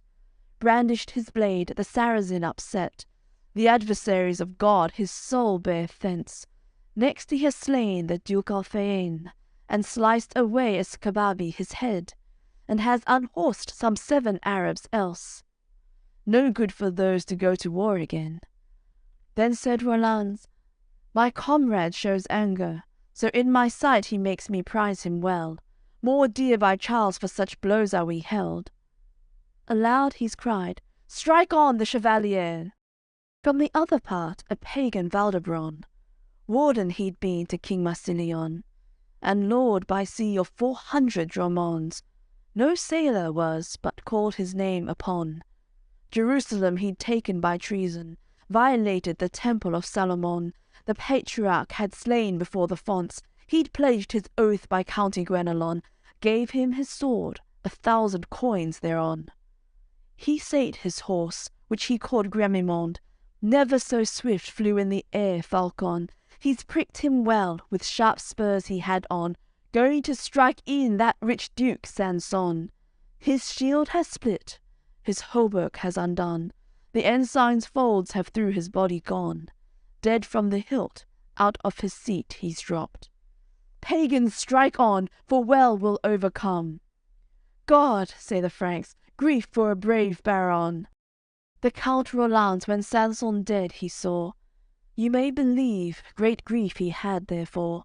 His horse he spurs, galloped with great effort, wields Durandal, was worth fine gold and more, goes as he may to strike that baron bold, above the helm that was embossed with gold, slices the head, the sark and all the corse, the good saddle that was embossed with gold, he cuts deep through the backbone of his horse. He's slain them both, blame him for that, O Lord. The pagans say, 'Twas hard on us that blow. Answers Rolands, Nay, love you I cannot, for on your side is arrogance and wrong. Out of Afrique an African was come, 'twas Malchiant, the son of King Malcud. The beaten gold was all his armour done, for all men's else it shone beneath the sun. He sate his horse which he called Salt Perdut, never so swift was any beast could run. And Ansay upon the shield he struck, the scarlet with the blue he sliced it up. Of his hauberk he's torn the folds and cut, The steel and stock has through his body thrust. Dead is that count, he's no more time to run. Then say the Franks, barren and evil luck. Swift through the field Turpin the archbishop passed. Such shaven crown has never else sung mass, who with his limbs such prowess might compass. To the pagan said, God send thee all that's bad, one thou hast slain for whom my heart is sad. So his good horse forth at his bidding ran. He struck him then on his shield Toledan, until he flings him dead on the green grass. From the other part was a pagan grandones, son of Capuel, the king of Cappadoce. He sate his horse, the which he called Mamor. Never so swift was any bird in course. He's loosed the reins, and spurring on that horse, he's gone to strike Geraint with all his force. The scarlet shield from's neck he's broken off, and all his sark thereafter has he torn. The ensign blew clean through his body's gone, until he flings him dead on a high rock. His companion Gerard he's slain also, and Berenger and Guillaume of Santone. Next a rich duke he's gone to strike, or store, that held Valence and the honour of the Rhone. He's flung him dead, great joy the pagans show. Then say the Franks, of ours how many fall. The Count Roland's his sword with blood is stained. Well has he heard what way the Franks complained. Such grief he has, his heart would split in twain. To the pagan says, God send thee every shame. One hast thou slain that dearly thou'lt repay. He spurs his horse, that on with speed doth strain, which should forfeit, they both together came. Grandony was both proof and valiant, and virtuous, a vassal combatant. Upon the way there he has met Roland. He'd never seen, yet knew him at a glance, by the proud face and those fine limbs he had, by his regard and by his countenance. He could not help, but he grew faint thereat. He would escape, nothing avail he can. Struck him the Count with so great virtue that to the nose-plate he's all the helmet cracked. Sliced through the nose and mouth and teeth he has, hauberk close-mailed and all the whole carcass, saddle of gold with plates of silver flanked, and of his horse has deeply scarred the back. He's slain them both, they'll make no more attack. The Spanish men in sorrow cry, Alack! Then say the Franks, he strikes well, our warrant. Marvellous is the battle in its speed. The Franks there strike with vigour and with heat, cutting through wrists and ribs and chines indeed, through garments to the lively flesh beneath. On the green grass the clear blood runs in streams. The pagans say, No more will suffer we. Terra Major, Mahomet's curse on thee. Beyond all men thy people are hardy. There was not one but cried then, Marsili, canter, O king, thy succour now we need. Marvellous is the battle now and grand. The Franks there strike, their good brown spears in hand. Then had you seen such sorrowing of clans, so many a slain, shattered and bleeding man, biting the earth or piled there on their backs. The Saracens cannot such loss withstand. Will they or nill, from off the field draw back, by lively force chase them away, the Franks. Their martyrdom his men's Marsile has seen, so he bids sound his horns and his buccines. Then canters forth with all his great army, canters before Saracen abysme. More felon none was in that company, cankered with guile and every felony. He fears not God, the Son of Saint Mary. Black is that man as molten pitch that seethes. Better he loves murder and treachery, than to have all the gold of Galacy. Never has man behold him sport for glee, yet vassalage he's shown, and great folly. So is he dear to the felon king Marsile. Dragon he bears, to which his tribe rally. That archbishop could never love him, he. Seeing him there to strike he's very keen. Within himself he says all quietly, This Saracen great heretic meseems, rather I'll die than not slay him clean. Ne'er did I love coward nor cowardice. That archbishop begins the fight again, sitting the horse which he took from Grosset. That was a king he had in Denmark slain. That charger is swift and of noble race, fine are his hoofs, his legs are smooth and straight. Short are his thighs, broad crupper he displays, long are his ribs, aloft his spine is raised. White is his tail and yellow is his mane, little his ears, and tawny all his face. No beast is there can match him in a race. That archbishop spurs on by vassalage, he will not pause ere abysme he assail. So strikes that shield, is wonderfully arrayed, whereon are stones, amethyst and topaz, esterminals and carbuncles that blaze. A devil's gift it was, in Valmates, who handed it to the Admiral Gallifet. So Turpin strikes, spares him not any way. After that blow he's worth no penny wage. The carcass he's sliced, rib from rib away. So flings him down dead in an empty place. Then say the Franks, he has great vassalage with the Archbishop, surely the cross is safe. The Count Roland calls upon Oliver, Sir companion, witness you'll freely bear. The Archbishop is a right good chevalier, none better is neath heaven anywhere. Well can he strike with lance and well with spear. Answers that Count, support to him we'll bear. Upon that word the Franks again make year. Hard are the blows, slaughter and suffering there, for Christians too, most bitter grief and care. Who could have seen Roland and Oliver, with their good swords to strike and to slaughter? And the Archbishop lays on there with his spear those that are dead, men well may hold them dear. In charters and in briefs is written clear, 4,000 fell and more, the tales declare. 'Gainst 4 assaults easily did they fare, but then the 5th brought heavy griefs to bear. They all are slain, those Frankish chevaliers, only 70, whom God was pleased to spare. Before these die, they'll sell them very dear. The Count Roland great loss of his men sees, his companion Olivier calls and speaks. Sir and comrade, in God's name that you keeps, such good vassals you see lie here in heaps. For France the Douce, fair country, may we weep, of such barons long desolate she'll be. Ah, king and friend, wherefore are you not here?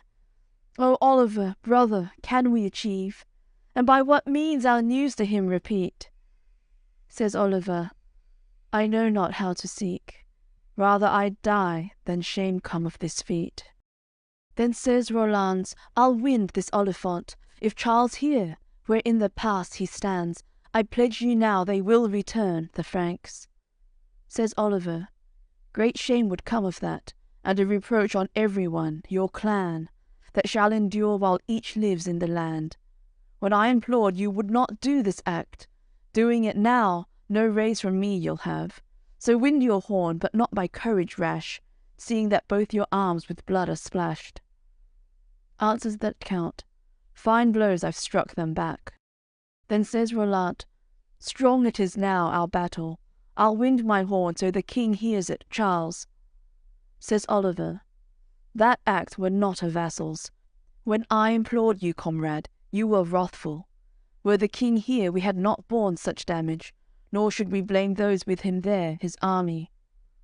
Says Oliver, now by my beard hereafter, if I may see my gentle sister Aud, she in her arms, I swear, shall never clasp you. Then says Roland, wherefore so wroth with me? He answers him, comrade, it was your deed. Vassalage comes by sense and not folly. Prudence more worth is than stupidity. Here are Franks dead, all for your trickery. No more service to Carlon may we yield. My lord were here now, had you trusted me, and fought and won this battle then had we, taken or slain were the king Marsili. In your prowess, Roland, no good we've seen. Charles the Great in vain your aid will seek, none such as he till God his judgment speak. Here must you die, and France in shame be steeped. Here perishes our loyal company. Before this night great severance and grief. That Archbishop has heard them, how they spoke. His horse he pricks with his fine spurs of gold. Coming to them, he takes up his reproach. Sir Oliver, and you, Sir Roland, both, for God I pray, do not each other scold. No help it were to us the horn to blow, but none the less it may be better so. The king will come, with vengeance that he owes, These Spanish men never away shall go. Our Franks here, each descending from his horse, will find us dead, and limb from body torn. They'll take us hence on biers and litters borne. With pity and with grief for us they'll mourn. They'll bury each in some old minster close. No wolf, nor swine, nor dog shall gnaw our bones. Answers Roland, Sir, very well you spoke. Roland hath set the Oliphant to his mouth. He grasps it well, and with great virtue sounds. High are those peaks, afar it rings and loud. 30 great leagues they hear its echoes mount. So Charles heard, and all his comrades round. Then said that king, Battle they do, our counts. And Guenelun answered, contrarious, That were a lie in any other mouth. The Count Rolands with sorrow and with pangs, and with great pain sounded his Oliphant. Out of his mouth the clear blood leapt and ran. About his brain the very temples cracked. Loud is its voice, that horn he holds in hand. Charles hath heard, where in the pass he stands. And Nimes he is, and listens all the Franks. Then says the king, I hear his horn, Rolants. He'll never sound, but he were in combat. Answers him Guenes, It is no battle that. Now are you old, blossoming white and blanched. Yet by such words you still appear infant. You know full well the great pride of Roland. Marvel it is God stays so tolerant. Noples he took, not waiting your command. Thence issued forth the Saracens, a band, with vassalage had fought against Roland. He slew them first with Durendal his brand, then washed their blood with water from the land. So what he'd done might not be seen of man. He for a hare goes all day, horn in hand. Before his peers in foolish jest he brags. No race neath heaven and field him dare attack. So canter on. Nay, wherefore hold we back? Terra Major is far away, our land.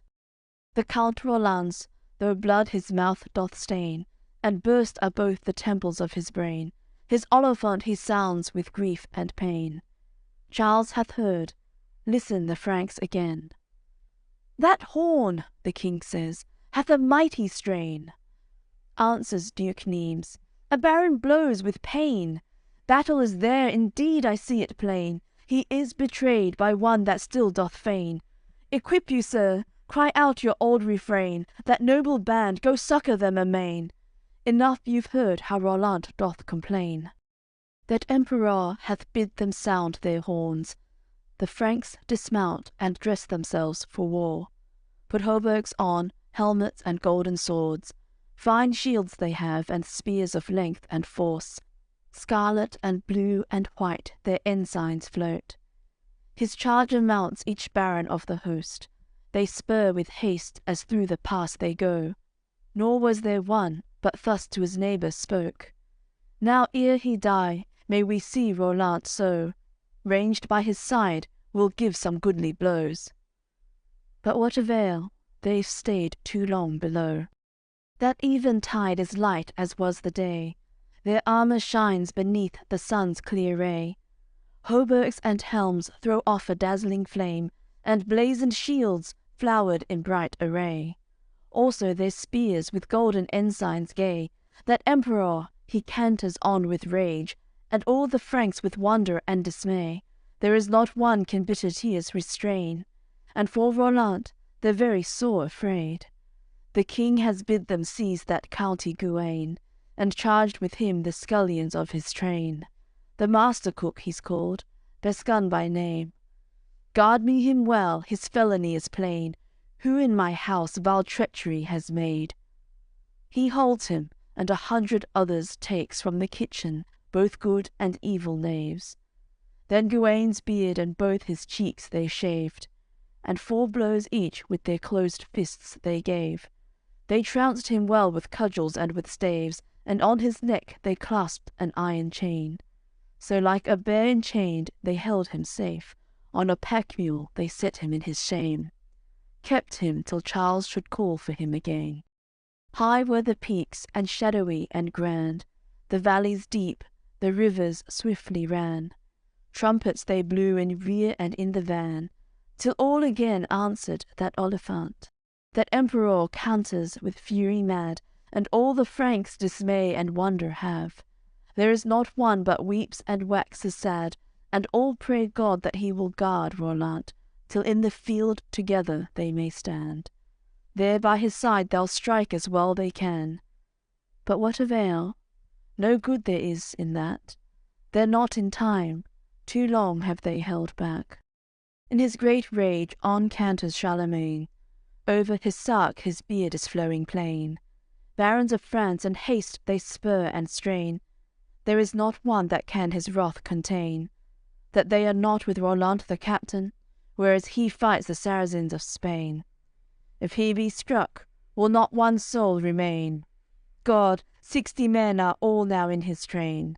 Never a king had better capitains. Roland regards the barren mountain sides. Dead men of France he sees so many lie, and weeps for them, as fits a gentle knight. Lords and barons, may God to you be kind, and all your souls redeem for paradise, and let you there mid holy flowers lie. Better vassals than you saw never I. Ever you've served me, and so long a time. By you Carlon hath conquered kingdoms wide. That emperor reared you for evil plight.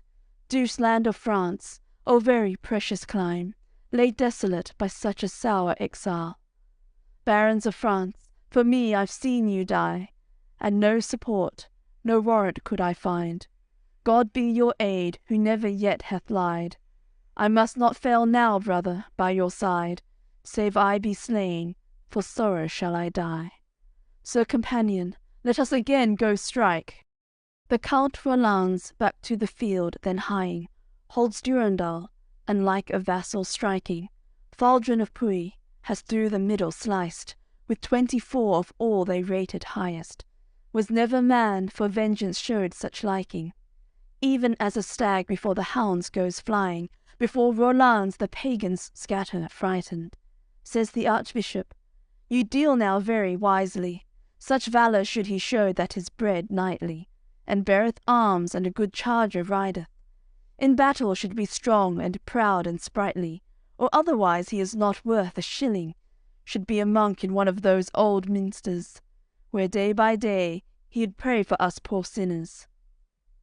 Answers Roland, strike on, no quarter give them.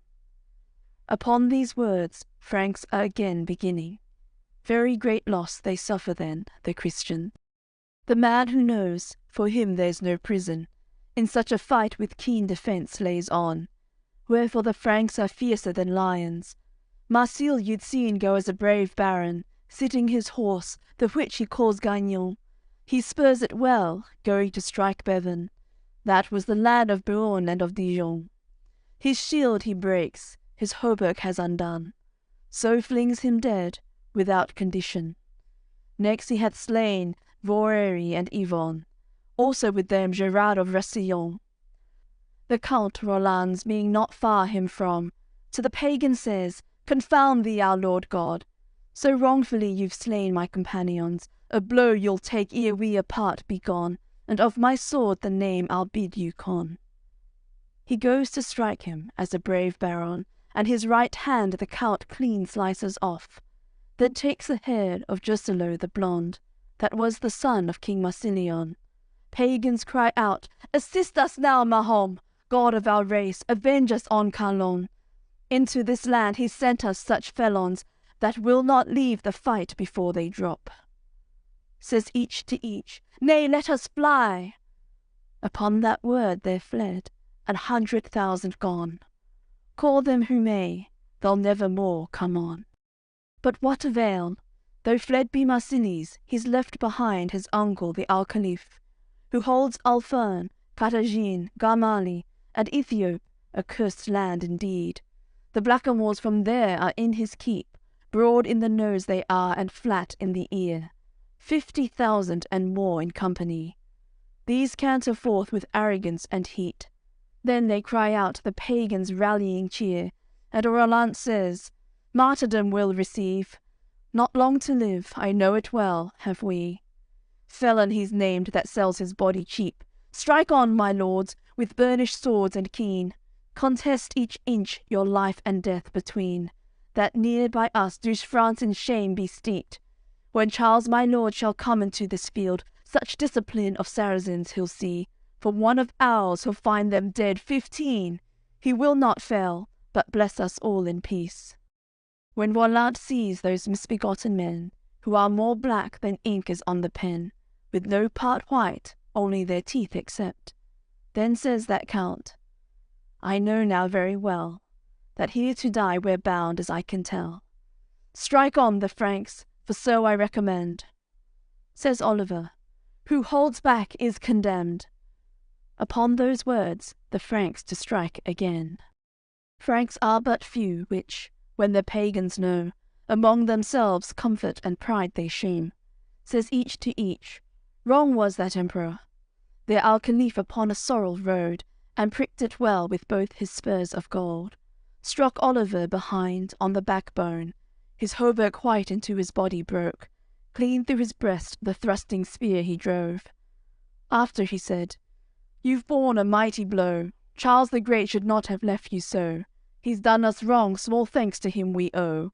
I've well avenged all ours on you alone. Oliver feels that he to die is bound, holds Hauteclair, whose steel is rough and brown, strikes the Caliph on his helm's golden mount.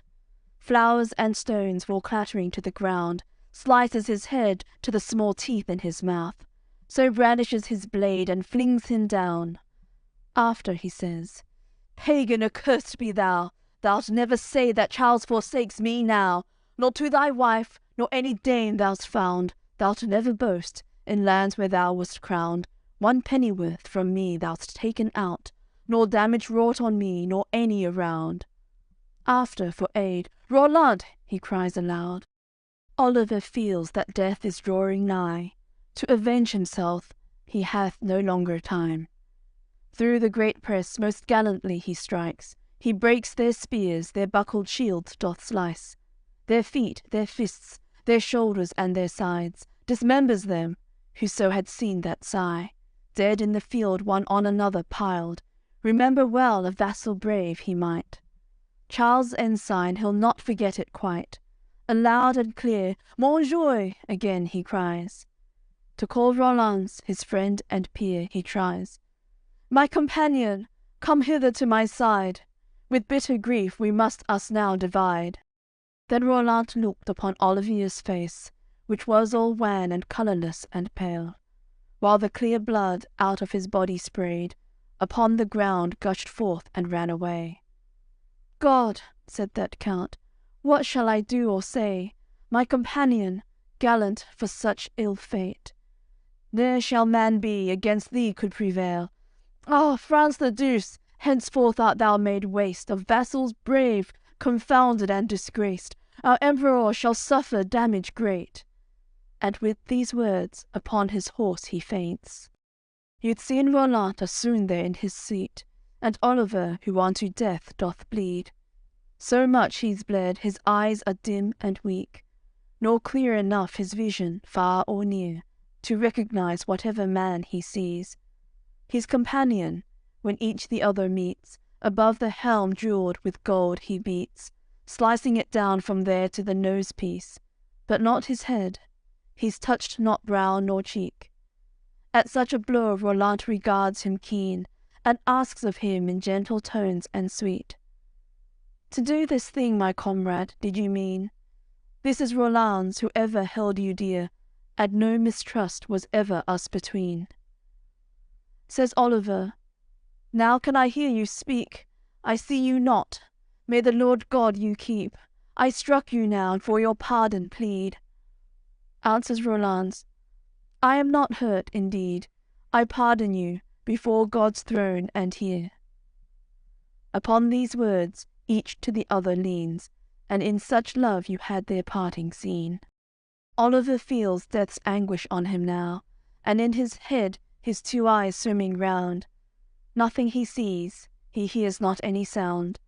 Dismounting then he kneels upon the ground, proclaims his sins both firmly and aloud, clasps his two hands, heavenwards holds them out, prays God himself in paradise to allow.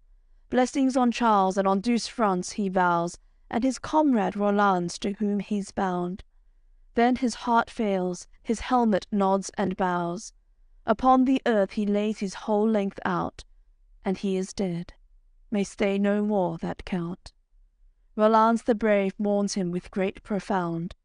Nowhere on earth so sad a man you'd found. So Roland's friend is dead, whom when he sees, face to the ground, and biting it with his teeth, begins to mourn in language very sweet. Unlucky friend, your courage was indeed. Together we have spent such days and years. No harmful thing twixt thee and me has been. Now thou art dead, and all my life a grief. And with these words again he swoons, that chief, upon his horse, which he calls valiant. Stirrups of gold support him underneath. He cannot fall, whichever way he lean. Soon as Roland his senses wan and new, recovering and turning from that swoon, bitter great loss appeared there in his view. Dead are the Franks, he'd all of them to lose, save the Archbishop, and save Gaultier d'Elhum. He is come down out of the mountains, who 'gainst Spanish men made there a great ado. Dead are his men, for those the pagans slew. Will he or nill, along the vales he flew, and called Roland to bring him succour soon. Ah, gentle Count, brave soldier, where are you? For by thy side no fear I ever knew. Gaultier it is, who conquered Maelgut, and nephew was to hoary old Druin. My vassalage thou ever thoughtest good, broken my spear and split my shield in two. Gone is the mail that on my hauberk grew. This body of mine 8 lances have gone through. I'm dying, yet full price for life I took. Roland has heard these words and understood, has spurred his horse, and on towards him drew. Grief gives Roland's intolerance and pride. Through the great press he goes again to strike. To slay a score of Spaniards he contrives. Gaultier has 6, the Archbishop other 5. The pagans say, Men, these are felon kind. Lordings, take care they go not hence alive.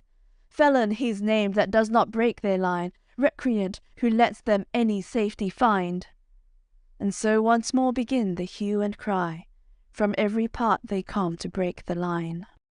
Count Roland is a noble and brave soldier. Gaultier d'Elhum's a right good chevalier. That Archbishop hath shown good prowess there. None of them falls behind the other pair. Through the great press pagans they strike again. Come on afoot 1,000 Saracens, and on horseback some 40,000 men. And well I know, to approach they never dare.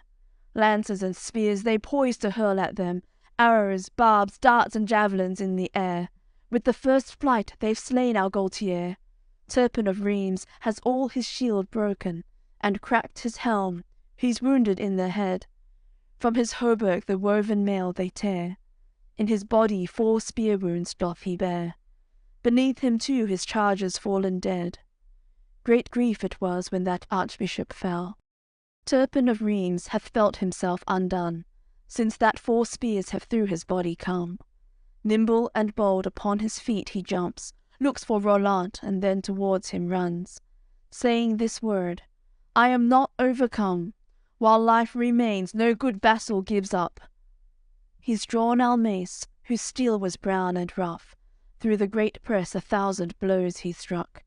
As Charles said, quarter he gave to none. He found him there, 400 else among. Wounded the most, speared through the middle some. Also there were from whom the heads he'd cut. So tells the tale, he that was there says thus. The brave Saint Giles, whom God made marvellous, who charters wrote for the minster at Loam. Nothing he's heard that does not know this much.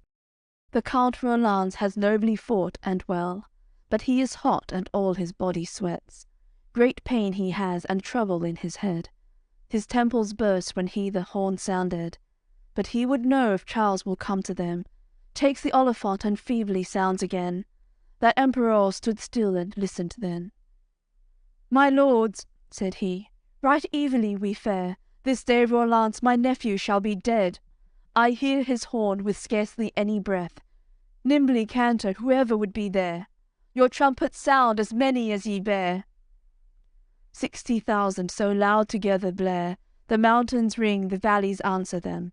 The pagans hear, they think it not a jest, says each to each, Kaloon doth us bestead. The pagans say, that emperor's at hand, we hear their sound, the trumpets of the Franks. If Charles come, great loss we then shall stand, and war's renewed, unless we slay Roland. All Spain will lose, our own clear fatherland. 400 men of them in helmets stand, the best of them that might be in their ranks, make on Roland's a grim and fierce attack. 'Gainst these the Count had well enough in hand. The Count Roland, when their approach he sees, is grown so bold and manifest and fierce. So long as he's alive he will not yield. He sits his horse, which men call valiant, pricking him well with golden spurs beneath. Through the great press he goes, their line to meet, and by his side is the Archbishop Turpin. Now, friend, be gone, say pagans each to each. These Frankish men, their horns we plainly hear. Charles is at hand, that king in majesty. The Count Roland has never loved cowards, nor arrogant, nor men of evil heart, nor chevalier that was not good vassal. That Archbishop Turpins he calls apart. Sir, you're afoot, and I my charger have. For love of you, here will I take my stand. Together we'll endure things good and bad. I'll leave you not, for no incarnate man. We'll give again these pagans their attack. The better blows are those from Durandal. Says the Archbishop, shame on him that holds back. Charles is at hand, full vengeance he'll exact.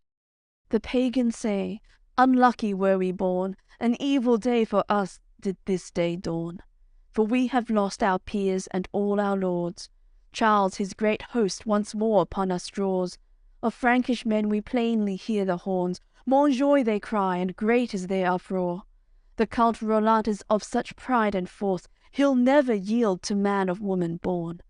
Let's aim at him, then leave him on the spot. And aim they did, with arrows long and short, lances and spears and feathered javelots. Count Roland's shield they've broken through and bored, the woven mail have from his hauberk torn. But not himself, they've never touched his course. Valentif is in 30 places gored, beneath the Count he's fallen dead, that horse. Pagans are fled and leave him on the spot. The Count Roland stands on his feet once more. Pagans are fled, enangered and enraged. Home into Spain with speed they make their way. The Count Roland he has not given chase, for Valentif his charger they have slain. Will he or nill, on foot he must remain. To the Archbishop Turpins he goes with aid. He's from his head the golden helm unlaced, taken from him his white hauberk away, and cut the gown in strips, was round his waist, on his great wounds the pieces of it placed. Then to his heart has caught him and embraced, on the green grass he has him softly laid. Most sweetly then to him has Roland prayed. Ah, gentle sir, give me your leave, I say. Our companions whom we so dear praised are now all dead, we cannot let them stay. I will go seek and bring them to this place, arrange them here in ranks before your face. Said the Archbishop, go and return again. This field is yours and mine now, God be praised. So Roland turns, through the field all alone. Searching the vales and mountains, he is gone. He finds Gerin his companion. Also he finds Berenger and Othon. There too he finds Ancey and Sanson, and finds Gerard the Old of Roussillon. By one and one he's taken those barons. To the Archbishop with each of them he comes. Before his knees arranges every one. That Archbishop he cannot help but sob. He lifts his hand, gives benediction.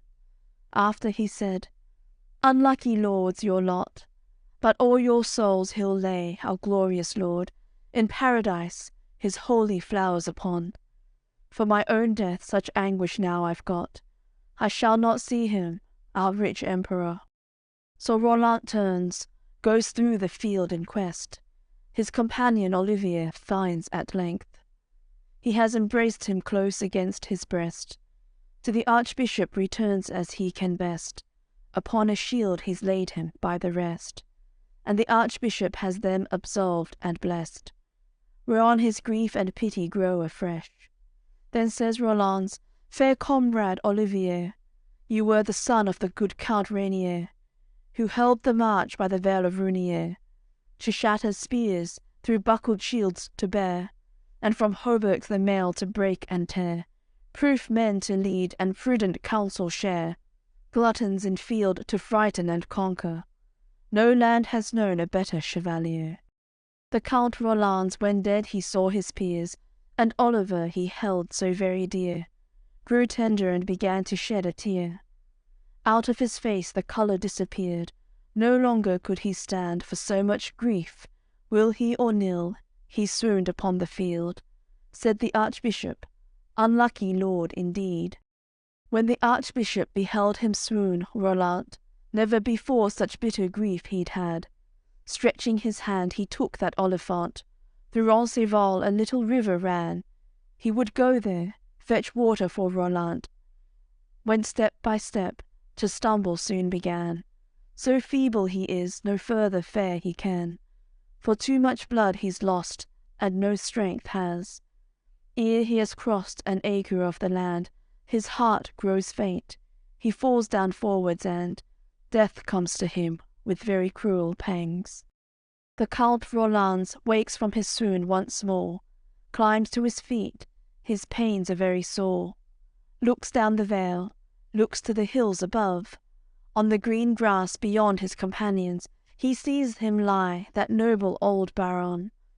'Tis the archbishop, whom in his name wrought God, there who proclaims his sins and looks above, joins his two hands to heaven, holds them forth, and paradise prays God to him to accord. Dead is Turpin, the warrior of Chalon, in battles great and very rare sermons, against pagans, ever a champion. God grant him now his benediction. The Count Roland sees the archbishop lie dead, sees the bowels out of his body shed, and sees the brains that surge from his forehead. Between his two armpits upon his breast, crossways he folds those hands so white and fair, then mourns aloud as was the custom there. Thee, gentle sir, chevalier nobly bred, to the glorious celestial I commend. Ne'er shall man be that will him serve so well, since the apostles was never such prophet, to hold the law and draw the hearts of men. Now may your soul no pain nor sorrow ken, finding the gates of paradise open. Then Roland feels that death to him draws near, for all his brain is issued from his ears. He prays to God that he will call the peers, bids Gabriel the angel to himself appear, takes the olifant that no reproach shall hear, and Durandal in the other hand he wields. Further than might a crossbow's arrow speed, goes towards Spain into a fallow field, climbs on a cliff, where, under two fair trees, 4 terraces of marble wrought he sees. There he falls down and lies upon the green. He swoons again, for death is very near. High are the peaks, the trees are very high. 4 terraces of polished marble shine. On the green grass Count Roland swoons thereby. A Saracen him all the time espies, who feigning death among the others hides. Blood hath his face and all his body dyed. He gets afoot, running towards him hies. Fair was he, strong and of a courage high. A mortal hate he's kindled in his pride. He seized Roland, and the arms were at his side. Charles' nephew, he said, here conquered lies. To Araby I'll bear this sword as prize. As he drew it, something the Count descried. So Roland felt his sword was taken forth, opened his eyes, and this word to him spoke. Thou'rt never one of ours, full well I know. Took the olifant, that he would not let go, struck him on the helm, that jewelled was with gold, and broke its steel, his skull and all his bones. Out of his head both the 2 eyes he drove. Dead at his feet he has the pagan thrown. After he said, Culvert, thou wert too bold, or right or wrong of my sword-seizing hold, they'll dub thee fool to whom the tale is told. But my great one, my olifant, I broke. fallen from it the crystal and the gold. Then Roland feels that he has lost his sight, climbs to his feet, uses what strength he might. In all his face the colour is grown white. In front of him a great brown boulder lies, whereon 10 blows with grief and rage he strikes. The steel cries out, but does not break outright. And the Count says, "Saint Mary, be my guide. Good Durendal, unlucky is your plight. I've need of you no more, spent is my pride. We in the field have won so many fights, combating through so many regions wide, that Charles holds, whose beard is hoary white. Be you not his that turns from any in flight. A good vassal has held you this long time. Never shall France the free behold his like." Roland hath struck the Sardonyx terrace, the steel cries out, but broken is no ways. So when he sees he never can it break, within himself begins he to complain. "Ah, Durendal, white art thou, clear of stain, beneath the sun reflecting back his rays. In Maurienne was Charles in the vale, when from heaven God by his angel bade him give thee to a count and capitaine. Girt thee on me that noble king and great. I won for him with thee Anjou, Bretagne, and won for him with thee Poitou the main, and Normandy the free for him I gained.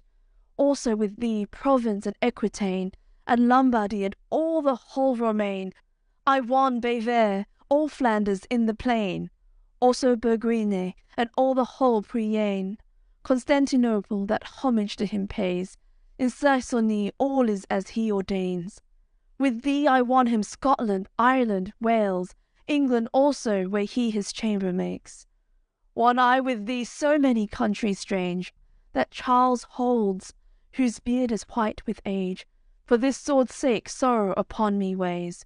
Rather I'll die than it mid pagans stay. Let God Father never let France be shamed." Roland his stroke on a dark stone repeats, and more of it breaks off than I can speak. The sword cries out, yet breaks not in the least. Back from the blow into the air it leaps, destroy it can he not, which when he sees, within himself he makes a plaint most sweet.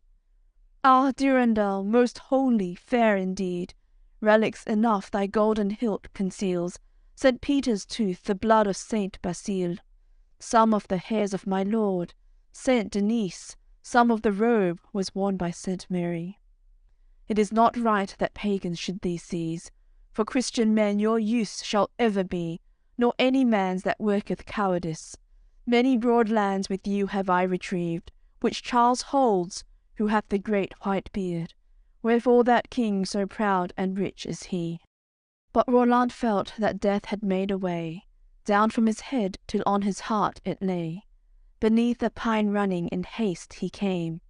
On the green grass he lay there on his face, his oliphant and sword beneath him placed, turning his head towards the pagan race. Now this he did in truth, that Charles might say, as he desired, and all the Franks his race. Ah, gentle Count, conquering he was slain. He owned his faults often and every way, and for his sins his glove to God upraised. But Roland feels he's no more time to seek. Looking to Spain he lies on a sharp peak, and with one hand upon his breast he beats. "Mea culpa, God, by thy virtues clean me from my sins, the mortal and the mean, which from the hour that I was born have been, until this day when life is ended here." Holds out his glove towards God as he speaks. Angels descend from heaven on that scene. The Count Roland's beneath a pine he sits. Turning his eyes towards Spain he begins, remembering so many diverse things, so many lands where he went conquering, and France the Douce, the heroes of his kin, and Charlemagne, his lord who nourished him. Nor can he help but weep and sigh at this, but his own self he's not forgotten him. He owns his faults and God's forgiveness bids, very Father, in whom no falsehood is. Saint Lazaron from death thou didst remit, and Daniel saved from the lion's pit. My soul and me preserve from all peril, and from the sins I did in life commit. His right hand glove to God he offers it. Saint Gabriel from's hand hath taken it. Over his arm his head bows down and slips. He joins his hands, and so is life finished. God sent him down his angel cherubim, and Saint Michael we worship in peril, and by their side Saint Gabriel alit. So the Count's soul they bear to paradise. Roland is dead, his soul to heaven God bear. The Emperor to Roncevaux doth fare. There was no path nor passage anywhere, nor of waste ground, no ell nor foot to spare, without a Frank or pagan lying there. Charles cries aloud, "Where are you, nephew fair? Where's the Archbishop and that Count Olivier? Where is Gérin and his comrade Gérard? Otis the Duke and the Count Berengier, and Ivory and Ive, so dear they were? What is become of Gascon Angelier, Sanson the Duke and Ancey the fierce? Where's old Gerard of Roussillon? Oh, where the dozen peers I left behind me here? But what avail, since none can answer bear? God, says the king, now well may I despair. I was not here the first assault to share. Seeming enraged, his beard the king doth tear. Weep from their eyes barons and chevaliers. 1,000 score they swoon upon the earth. Duke Nimes for them was moved with pity rare. No chevalier nor baron is there who pitifully weeps not for grief and dule. They mourn their sons, their brothers, their nephews, and their liege lords, and trusty friends and true. Upon the ground a many of them swoon. Thereon Duke Nimes doth act with wisdom proof. First before all he said to the Emperor, "See beforehand, a league from us or two, from the highways dust rising in our view. Pagans are there, and many them too. Canter therefore, vengeance upon them do." "Ah, God," says Charles, "so far are they removed. Do right by me, my honour still renew. They've torn from me the flower of France the deuce." The king commands Gebrin and Otun, Tedbolt of Reims, also the Count Milun. "Guard me this field, these hills and valleys too. Let the dead lie, all as they are, unmoved. Let not approach lion nor any brute, let not approach esquire nor any groom. For I forbid that any come thereto, until God will that we return anew." These answer him sweetly, their love to prove. "Right, Emperor, dear sire, so will we do." 1,000 knights they keep in retinue. That Emperor bids trumpets sound again, then canters forth with his great host so brave, of Spanish men whose backs are turned their way. Franks one and all continue in their chase. When the king sees the light at even fade, on the green grass dismounting as he may, he kneels aground, to God the Lord doth pray, that the sun's course he will for him delay, put off the night, and still prolong the day. An angel then, with him should reason make, nimbly enough appeared to him and spake, "Charles, canter on, light needs not thou await. The flower of France, as God knows well, is slain.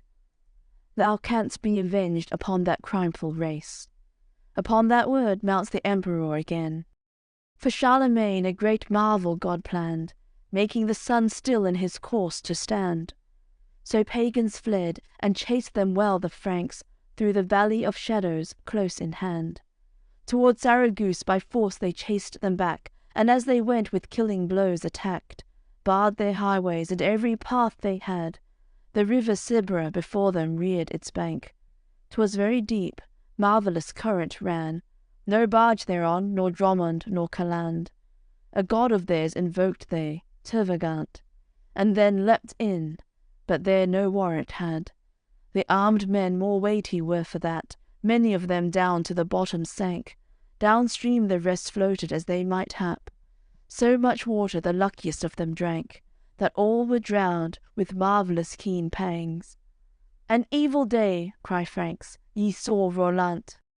When Charles sees that pagans all are dead, some of them slain, the greater part drowned, whereby great spoils his chevaliers collect, That gentle king upon his feet descends, kneels on the ground, his thanks to God presents. When he once more rise, the sun is set. Says the emperor, time is to pitch our tents, to Roncevaux too late to go again. Our horses are worn out and foundered. Unsaddle them, take bridles from their heads, and through these meads let them refreshment get. Answer the Franks, Sire, you have spoken well. That emperor hath chosen his bivouac. The Franks dismount in those deserted tracts. Their saddles take from off their horses' backs, bridles of gold from off their heads unstrap. Let them go free. There is enough fresh grass. No services can they render them save that. Who is most tired sleeps on the ground stretched flat. Upon this night no sentinels keep watch. That emperor is lying in a mead. By his head so brave he's placed his mighty spear. On such a night unarmed he will not be. He's donned his white hauberk with broidery, has laced his helm, jewelled with golden beads, girt on Joyeuse, there never was its peer, whereon each day 30 fresh hues appear. All of us know that lance, and well may speak, whereby our Lord was wounded on the tree. Charles, by God's grace, possessed its point of steel. His golden hilt he enshrined it underneath. By that honour and by that sanctity, the name Joyeuse was for that sword decreed. Barons of France may not forgetful be, whence comes the ensign Montjoy, they cry at need. Wherefore no race against them can succeed. Clear was the night, the moon shone radiant.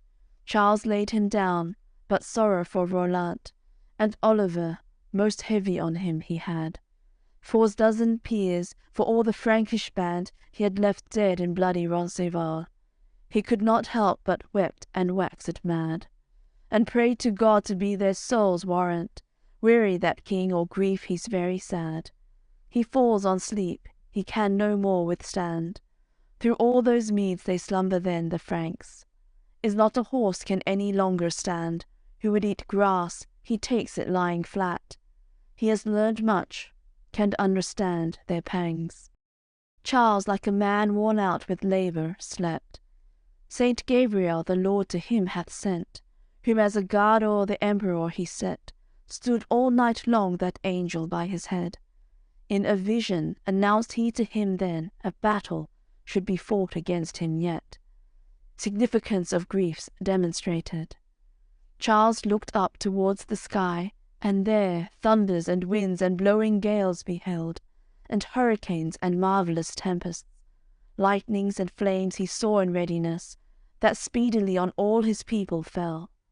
Apple and ash, their spear shafts all burned, also their shields, e'en the golden bosses. Crumbled the shafts of their trenchant lances, crushed their hauberks and all their steel helmets. His chevaliers he saw in great distress. Bears and leopards would feed upon them next. Adversaries, dragons, wyverns, serpents, griffins were there, 30,000 no less. Nor was there one but on some Frank it set. And the Franks cried, "Ah, Charlemagne, give help!" Wherefore the king much grief and pity felt. He'ld go to them, but was in duress kept. Out of a wood came a great lion then. 'Twas very proud and fierce and terrible. His body deer sought out and on him leapt, each in his arms wrestling, the other held. But he knew not which conquered, nor which fell. That emperor woke not at all, but slept. And after that another vision came. Him seemed in France, at Aix on a terrace, and that he held a bruin by 2 chains. Out of Ardennes saw 30 bears that came, and each of them words as a man might, spake, said to him, "Sire, give him to us again. It is not right that he with you remain. He's of our kin, and we must lend him aid." A harrier fair ran out of his palace. Among them all the greatest bear assailed. On the green grass beyond his friends some way. There saw the king marvellous give and take, but he knew not which fell, nor which o'ercame. The angel of God so much to him made plain. Charles slept on till the clear dawn of day. King Marsilies, fleeing to Saragosse, dismounted there beneath an olive cool, His sword and sark and helm aside he put, on the green grass lay down in shame and gloom. For his right hand he'd lost, 'twas clean cut through, such blood he'd shed, in anguish keen he swooned. Before his face his lady Bramimund bewailed and cried with very bitter rue. 20,000 and more around him stood, all of them cursed Carlun and France the Douce. Then Apollon in's grotto they surround, and threaten him, and ugly words pronounce. Such shame on us, vile god, why bringest thou? This is our king, wherefore dost him confound? Who served thee oft, ill recompense hath found. Then they take off his sceptre and his crown, with their hands hang him from a column down. Among their feet trample him on the ground, with great cudgels they battle him and trounce. From Tervagant his carbuncle they impound, and Mahomet into a ditch fling out, where swine and dogs defile him and devour. Out of his swoon awakens Marsilies, and has him borne his vaulted roof beneath. Many colours were painted there to see, and Bramimund laments for him, the queen. Tearing her hair, Caitiff herself she cleaps. Also these words cries very loud and clear, Ah, Sarraguce, henceforth forlorn thou'lt be of the fair king that had thee in his keep. All those our gods have wrought great felony, who in battle this morning failed at need. That admiral will show his cowardice, unless he fight against that race hardy, who are so fierce, for life they take no heed. That emperor with his blossoming beard hath vassalage and very high folly. Battle to fight, he will not ever flee. Great grief it is, no man may slay him clean. That emperor by his great majesty, full 7 years in Spain now has he been, and castles there, and many cities seized. King Marsilies was therefore sore displeased. In the 1st year he sealed and sent his brief to Baligant into Babylony. 'Twas the admiral, old in antiquity, that clean outlived Omer and Virgili. To Sarraguce with succour bade him speed, for, if he failed, Marsile his gods would leave. All his idols he worshipped formerly, he would receive blessed Christianity, and reconciled to Charlemagne would be. Long time that one came not, far off was he. Through 40 realms he did his tribes rally. His great dromons he made them all ready, barges and skiffs and ships and galleries, 'neath Alexandria, a haven next the sea. In readiness he gat his whole navy. That was in May, 1st summer of the year. All of his hosts he launched upon the sea. Great are the hosts of that opposed race, with speed they sail, they steer and navigate. High on their yards at their mastheads they place lanterns enough and carbuncles so great, thence, from above, such light they dissipate. The sea's more clear at midnight than by day. And when they come into the land of Spain, all that country lightens and shines again. Of their coming Marsile has heard the tale. The pagan race would never rest, but come out of the sea where the sweet waters run. They leave Marbris, they leave behind Marbrus.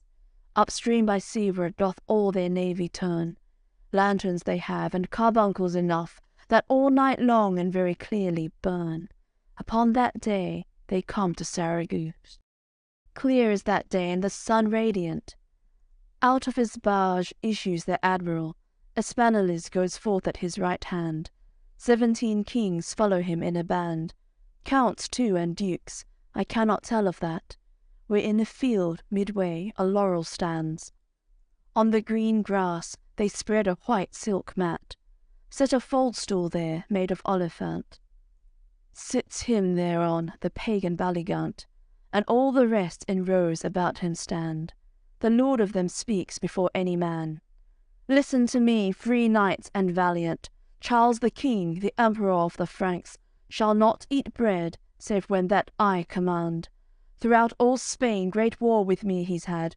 I will go seek him now into douce France. I will not cease while I'm a living man, till be slain or fall between my hands. Upon his knee his right hand glove he slaps. He is fast bound by all that he has said. He will not fail, for all the gold neath hen. but go to Aix, where Charles' court is held. His men applaud, for so they counselled. After he called 2 of his chevaliers, one Clarifan and the other Clarien. You are the sons of King Maltrayen, freely want my messages to bear. You I command to Sarraguce to fare. Marsilion on my part you shall tell, against the Franks I'm come to give him help. Find I their host, great battle shall be there. Give him this glove that's stitched with golden thread. On his right hand let it be worn and held. This little wand of fine gold take as well. Bid him come here his homage to declare. To France I'll go, and war with Charles again. Save at my feet he kneel, and mercy beg. Save all the laws of Christians he forget.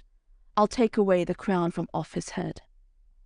Answer pagans, Sire, you say very well.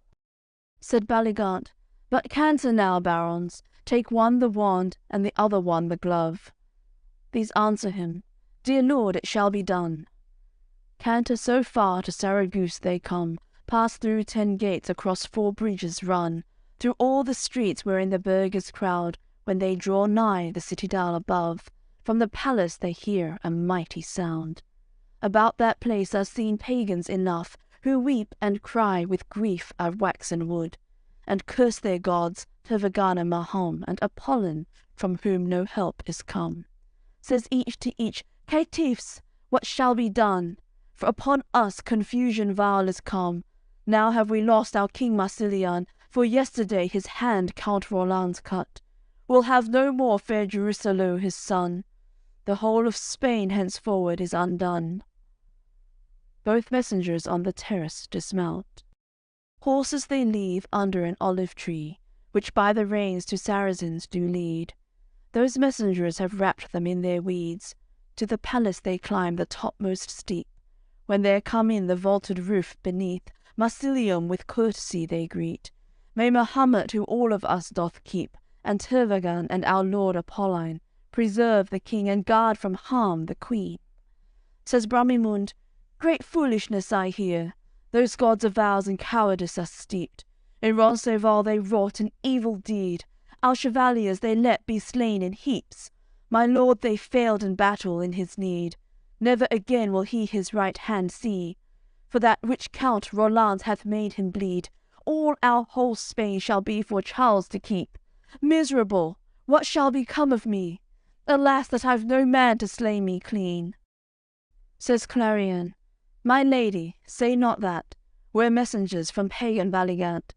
To Marsilies he says he'll be warrant, so sends him here his glove, also this wand. Vessels we have are moored by Sea's bank. Barges and skiffs and galleys 4,000, dromonds are there. I cannot speak of that. Our admiral is wealthy and puissant, and Charlemagne he will go seek through France, and quittance give him, dead or recreant. Says Bramimund, Unlucky journey that, far nearer here you'll light upon the Franks. For 7 years he stayed now in this land. That emperor is bold and combatant, rather he'll die than from the field draw back. No king neath heaven above a child he ranks. Charles hath no fear for any living man. Says Marsilies the king, Now let that be. To the messengers, Sirs, pray you, speak to me. I am held fast by death, as ye may see. No son have I, nor daughter to succeed. That one I had, they slew him yestereve. Bid you, my lord, he come to see me here. Rights over Spain that admiral hath he. My claim to him, if he will take't, I yield. But from the Franks he then must set her free. 'Gainst Charlemagne I'll show him strategy. Within a month from now he'll conquered be. Of Sarraguce you'll carry him the keys. He'll go not hence, say, if he trusts in me. They answer him, Sir, 'tis the truth you speak. Then says Marsile, The Emperor Charles the Great hath slain my men, and all my land laid waste. My cities are broken and violate. He lay this night upon the river Sebre. I've counted well, 'tis 7 leagues away. Bid the admiral, leading his host this way, do battle here, this word to him convey. Gives them the keys of Sarraguce her gates, Both messengers their leave of him do take, upon that word bow down, and turn away. Both messengers did on their horses mount, from that city nimbly they issued out. Then, sore afraid, their admiral they sought, to whom the keys of Saragosse they brought. Says Baligant, "Speak now, what have ye found? Where's Marsilies to come to me was bound?" Says Clarien, "To death he's stricken down. The emperor was in the pass but now. To France the Douce he would be homeward bound. Rearward he set, to save his great honour. His nephew there installed, Roland's the count, and Oliver, the dozen peers around. 1,000 score of Franks in armour found. Marsile the king fought with them there, so proud. He and Roland upon that field did joust. With Durendal he dealt him such a clout. From his body he cut the right hand down. His son is dead, in whom his heart was bound, and the barons that service to him vowed. Fleeing he came, he could no more hold out. That emperor has chased him well enow. The king implores, you'll hasten with succour. Yield to you Spain, his kingdom and his crown." And Baligant begins to think and frowns. Such grief he has, doth nearly him confound. "Sir Admiral," said to him Clarien, "in Roncevaux was yesterday battle. Dead is Roland and that Count Oliver, the dozen peers whom Charles so cherished, and of their Franks are 20,000 dead. King Marsilies of his right hand bereft, and the emperor chased him enow from thence. Throughout this land no chevalier is left, but he be slain or drowned in Sierra's bed. By riverside the Franks have pitched their tents, into this land so near to us they've crept. But if you will, grief shall go with them hence." And Baligant looked on him proudly then, and his courage grew joyous and content. From the fold-stool upon his feet he leapt, then cried aloud, "Barons, too long ye've slept. Forth from your ship's issue, mount, canter well. If he flee not, that Charlemagne the eld, King Marsilies shall somehow be avenged. For his right hand I'll pay him back and head." Pagan Arabs out of their ships issue, then mount upon their horses and their mules, and canter forth. Nay, what more might they do? Their admiral, by whom they all were ruled, called up to him Gemelfin, whom he knew. "I give command of all my hosts to you." On a brown horse mounted, as he was used, and in his train he took with him 4 dukes. Cantered so far, he came to Saragosse. Dismounted on a floor of marble blue, where 4 counts were, who by his stirrup stood. Up by the steps the palace came into. To meet him there came running Bramimund, who said to him, "Accursed from the womb, that in such shame my sovereign lord I lose." Fell at his feet. That admiral her took. In grief they came up into Marsile's room. King Marsilies, when he sees Baligant, calls to him then 2 Spanish Saracens. "Take me by the arms, and so lift up my back." One of his gloves he takes in his left hand. Then says Marsile, "Sire, king, and admiral, quittance I give you here of all my land, with Saragosse, and the honour thereto hangs. Myself I've lost, my army every man." He answers him, "Therefore the more I'm sad. No long discourse together may we have. Full well I know, Charles waits not our attack. I take the glove from you in spite of that." He turned away in tears, such grief he had. Down by the steps, out of the palace ran, mounted his horse, to his people galloped back. Cantered so far, he came before his band. From hour to hour then, as he went, he sang, "Pagans, come on! Already flee the Franks." In morning time, when the dawn breaks at last, awakened is that Emperor Charles. Saint Gabriel, who on God's part him guards, raises his hand, the sign upon him marks. Rises the king, his arms aside he's cast. The others then, through all the host, disarm. After they mount, by virtue canter fast, through those long ways, and through those roads so large. They go to see the marvellous damage, in Roncevaux, there where the battle was. In Roncevaux is Charles entered, begins to weep for those he finds there dead, says to the Franks, "My lords, restrain your steps, since I myself alone should go ahead, for my nephew whom I would find again. At Aix I was, upon the feast Noel, vaunted them there my valiant chevaliers, of battles great and very hot contests.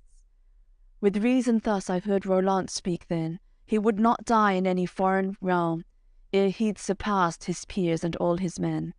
To the foe's land he would have turned his head, conqueringly his gallant life he'd end. Further than one a little wand could send, before the rest he's on a peak mounted. When the emperor went seeking his nephew, he found the grass and every flower that bloomed turned scarlet, with our baron's blood imbrued. Pity he felt, he could but weep for rue. Beneath 2 trees he climbed the hill and looked, and Roland's strokes on 3 terraces knew, on the green grass saw lying his nephew. 'Tis nothing strange that Charles' anger grew, dismounted then and went, his heart was full, in his 2 hands the Count's body he took. With anguish keen he fell on him and swooned. That emperor was from his swoon revived, names the Duke and the Count Asseline, Geoffrey d'Anjou and his brother Thierry, take up the king, bear him beneath a pine. There on the ground he sees his nephew lie, most sweetly then begins he to repine. Roland, my friend, may God to thee be kind. Never beheld any man such a knight, so to engage and so to end a fight. Now my honour is turned into decline. Charles swoons again, he cannot stand upright. Charles the king returned out of his swoon. Him in their hands 4 of his barons took. He looked to the earth, saw lying his nephew. All colourless his lusty body grew. He turned his eyes, were very shadowful. Charles complained in amity and truth. Roland, my friend, God lay thee mid the blooms of paradise, among the glorious. Thou camest to Spain in evil tide, seigneur. Day shall not dawn, for thee I've no dolour. How perishes my strength and my valour! None shall I have now to sustain my honour. I think I've not one friend neath heaven's roof. Kinsmen I have, but none of them's so proof. He tore his locks till both his hands were full. 50,000 francs had such great dolour. There was not one but sorely wept for rue. Roland, my friend, to France I will away. When at Rome I'm in my hall again, strange men will come from many far domains, who will ask me, where's that Count, that Capitaine? I'll say to them that he is dead in Spain. In bitter grief henceforward shall I reign. Day shall not dawn, I weep not nor complain. Roland, my friend, fair youth that barst the bell, when I arrive at Aix in my chapelle, men coming there will ask what news I tell. I'll say to them, marvellous news and fell. My nephew's dead, who won for me such realms. Against me then the Saxon will rebel, Hunger, Bulgar, and many hostile men, Romain, Puyane, all those are in Parlerne, and in Afrique, and those in Califerne. Afresh then will my pain and sufferance swell. For who will lead my armies with such strength, when he is slain, that all our days us led? Ah, France the deuce, now art thou deserted. Such grief I have that I would fain be dead. All his white beard he hath begun to rend, tore with both hands the hair out of his head. 50,000 Franks swooned on the earth and fell. Roland, my friend, God show thee his mercy. In paradise repose the soul of thee. Who hath thee slain, exile for France decreed? I'll live no more, so bitter is my grief, for my household who have been slain for me. God grant me this, the Son of Saint Mary, ere I am come to the master pass of seas, from my body my soul at length go free. Among their souls let mine in glory be, and let my flesh upon their flesh be heaped. Still his white beard he tears, and his eyes weep. Duke Name says, his wrath is great indeed. Sire, Emperor, Geoffrey d'Anjou implored, let not your grief to such excess be wrought. Bid that our men through all this field be sought, whom those of Spain have in the battle caught. In a charnel command that they be borne. Answered the king, sound then upon your horn. Geoffrey d'Anjou upon his trumpet sounds, as Charles bade them, all the Franks dismount. All of their friends whose bodies they have found, to a charnel speedily they bring down. Bishops there are, and abbots there enow, canons and monks, vicars with shaven crowns. Absolution in God's name they've pronounced. Incense and myrrh with precious gums they've ground, and lustily they've swung the censers round. With honour great they've laid them in the ground. They've left them there. What else might they do now? That Emperor sets Roland on one side, and Oliver, and the Archbishop Turpine. Their bodies bids open before his eyes, and all their hearts in silken veils to wind, and set them in coffers of marble white. After, they take the bodies of those knights, each of the three is wrapped in a deer's hide. They're washen well in allspice and in wine. The king commands Thébault and Geboué, Marquis Othon, Milon the count besides, along the road in 3 wagons to drive. They're covered well with carpets Galazine. Now to be off with that Emperor Charles, when pagans, lo, come surging the vanguard. 2 messengers come from their ranks forward. From the admiral bring challenge to combat. 'Tis not yet time, proud king, that thou depart. Lo, Baligant comes cantering afterward. Great are the hosts he leads from Arab parts. This day we'll see if thou hast vassalage. Charles the king his snowy beard has clasped, remembering his sorrow and damage. Haughtily then his people all regards. In a loud voice he cries with all his heart, Barons and Franks, to horse I say, to arms! First before all was armed that Emperor, nimbly enough his iron sark endued, laced up his helm, girt on his sword joyeuse. Outshone the sun, that dazzling light it threw. Hung from his neck a shield was of Gironde, and took his spear, was fashioned at Blandune. On his good horse then mounted, Toncendu, which he had won at the ford below Marsoun, when he flung dead Malpalin of Nerboun. Let go the reins, spurred him with either foot, 50,000 behind him as he flew, calling on God and the Apostle of Rome. Through all the field dismount the Frankish men, 50,000 and more, they arm themselves. The gear they have enhances much their strength, their horses swift, their arms are fashioned well.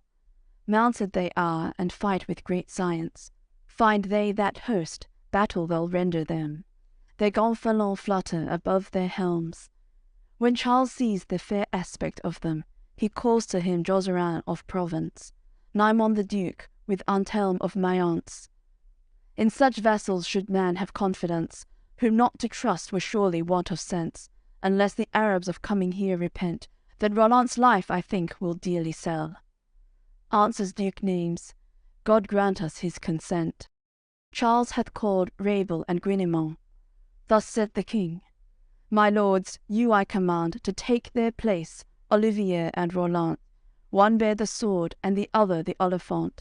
So canter forth ahead before the van, and in your train take 15,000 Franks, young bachelors that are most valiant.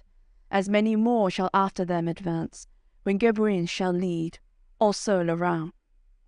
Naimes the Duke and the Count Jozeran, go to adjust these columns in their ranks. Find they that host, they'll make a grand attack. Of Franks the first columns made ready there, after those 2 a third they next prepare.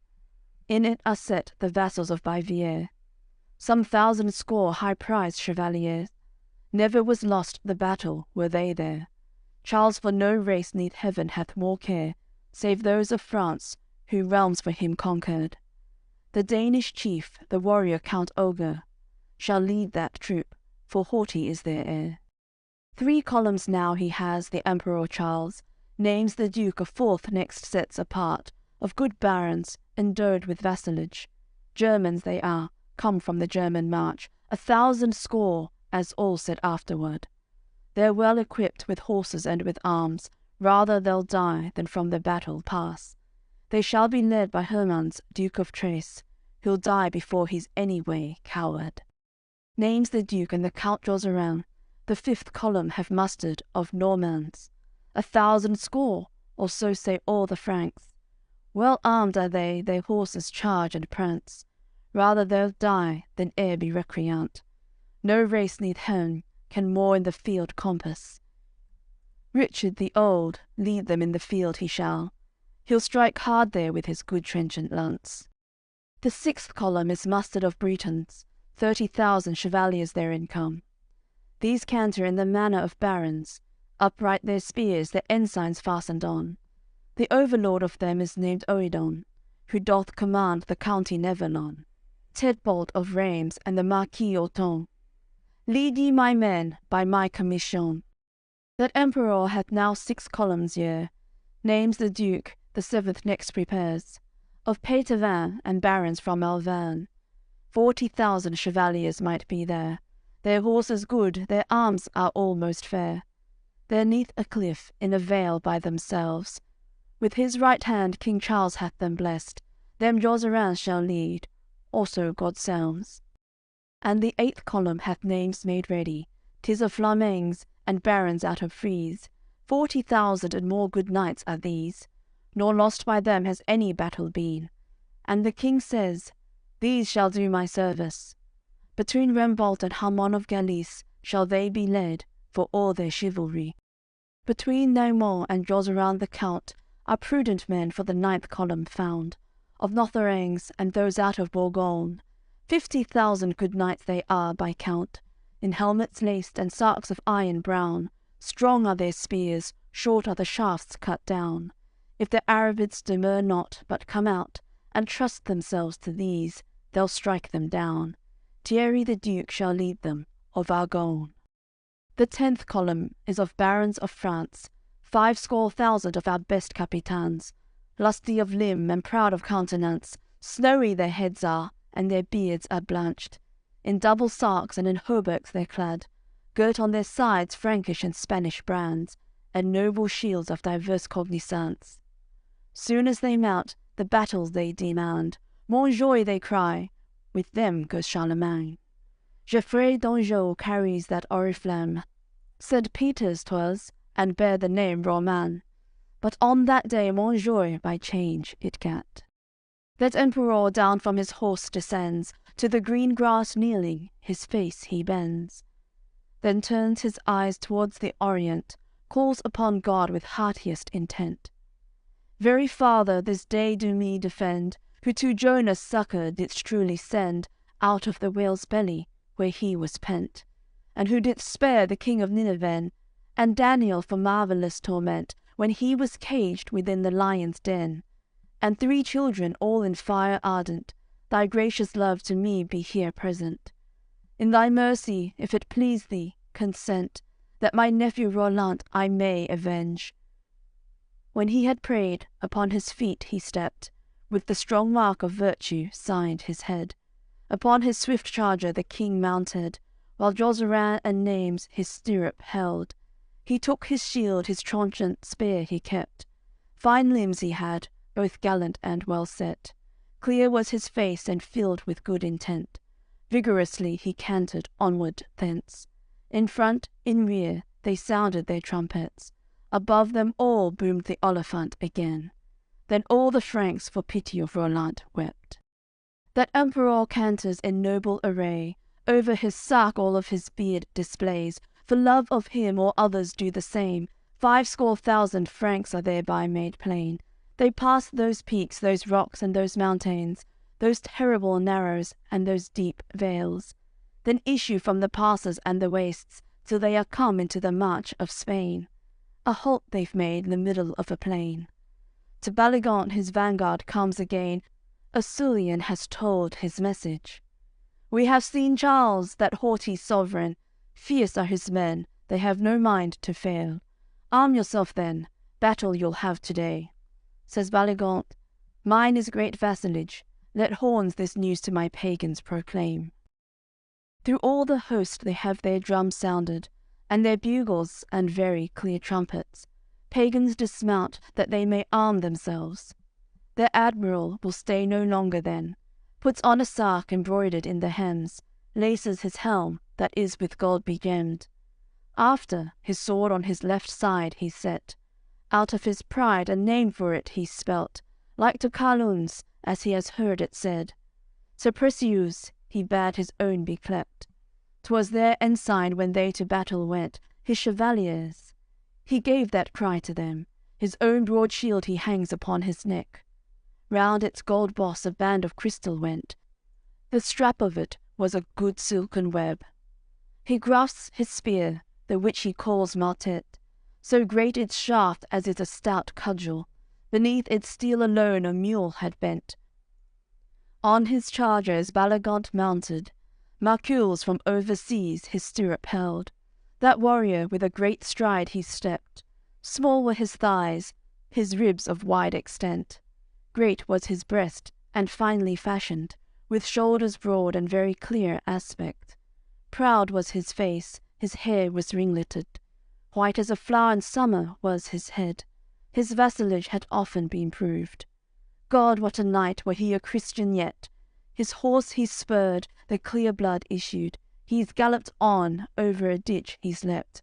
Full 50 feet a man might mark its breadth.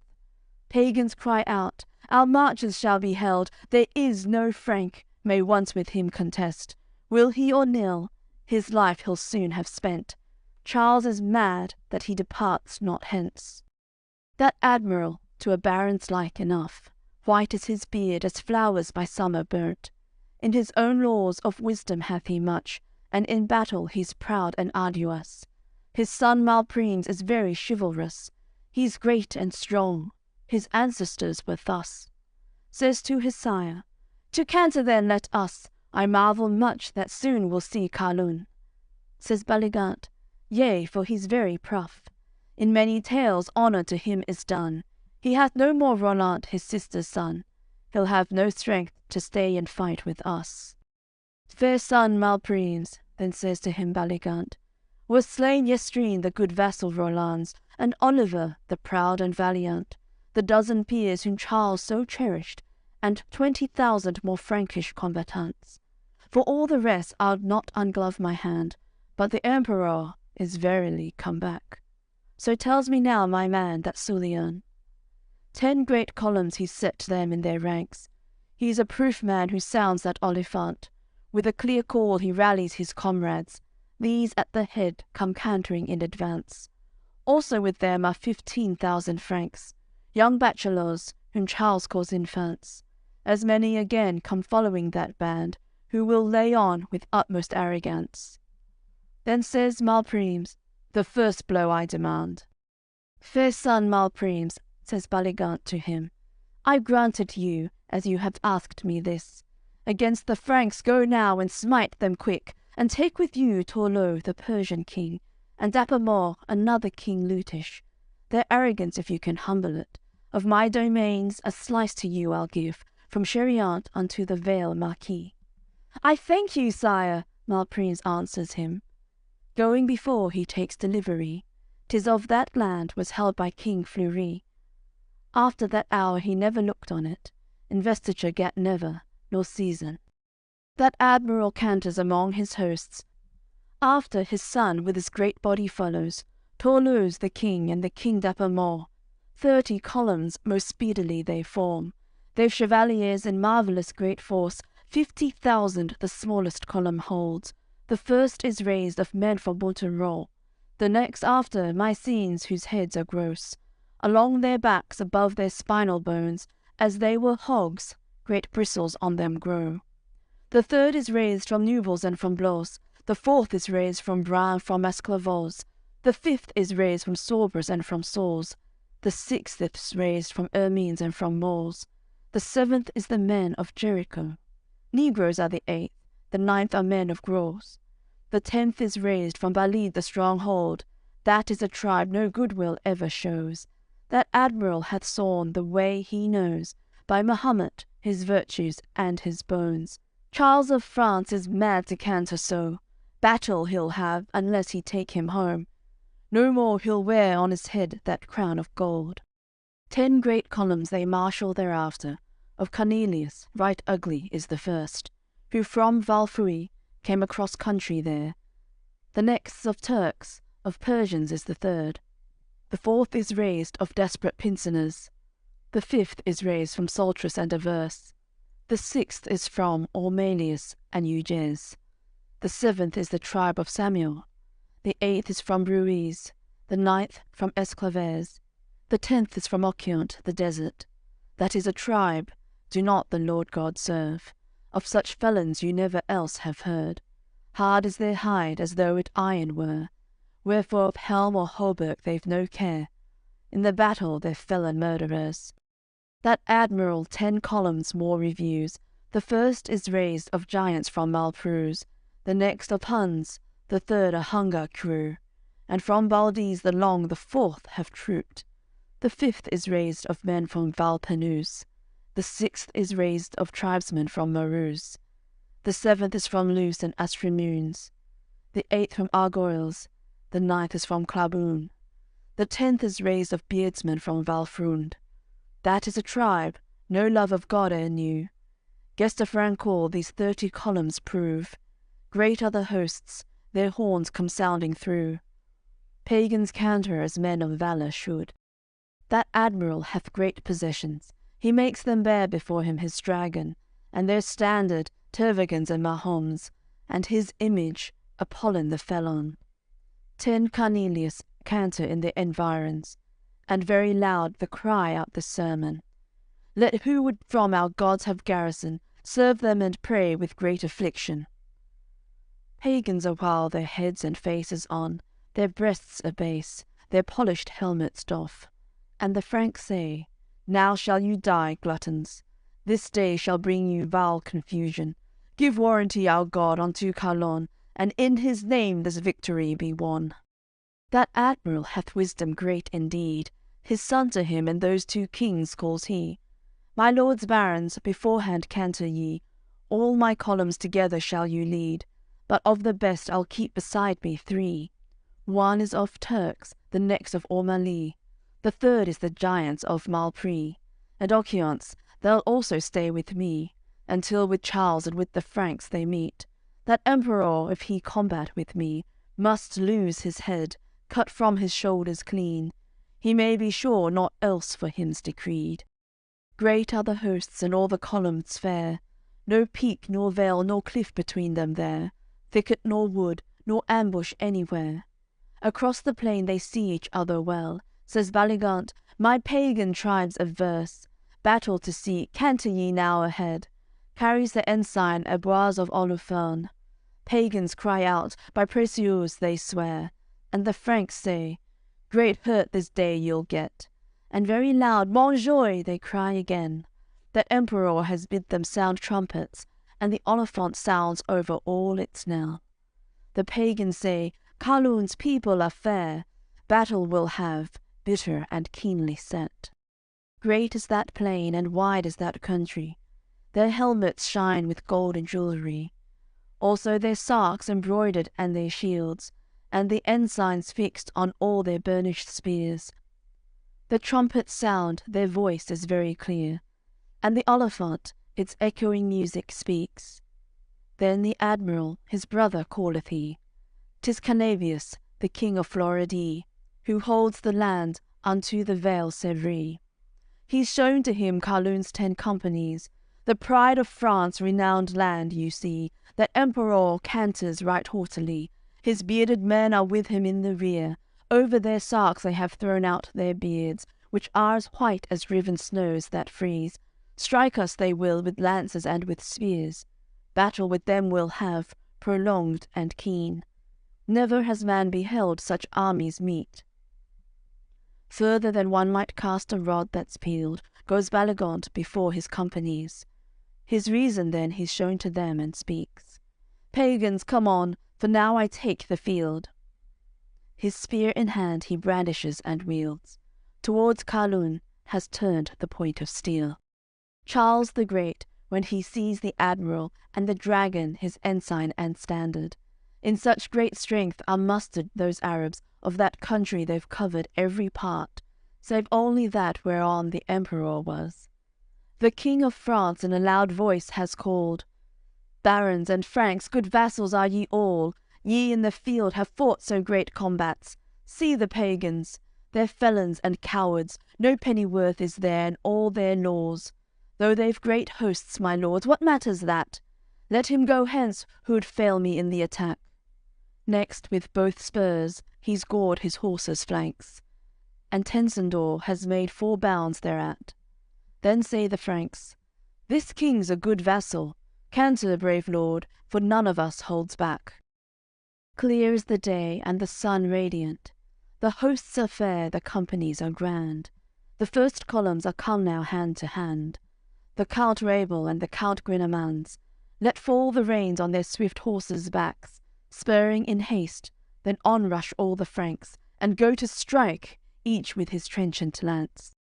That Count Rabel, he was a hardy knight, he pricked his horse with spurs of gold so fine.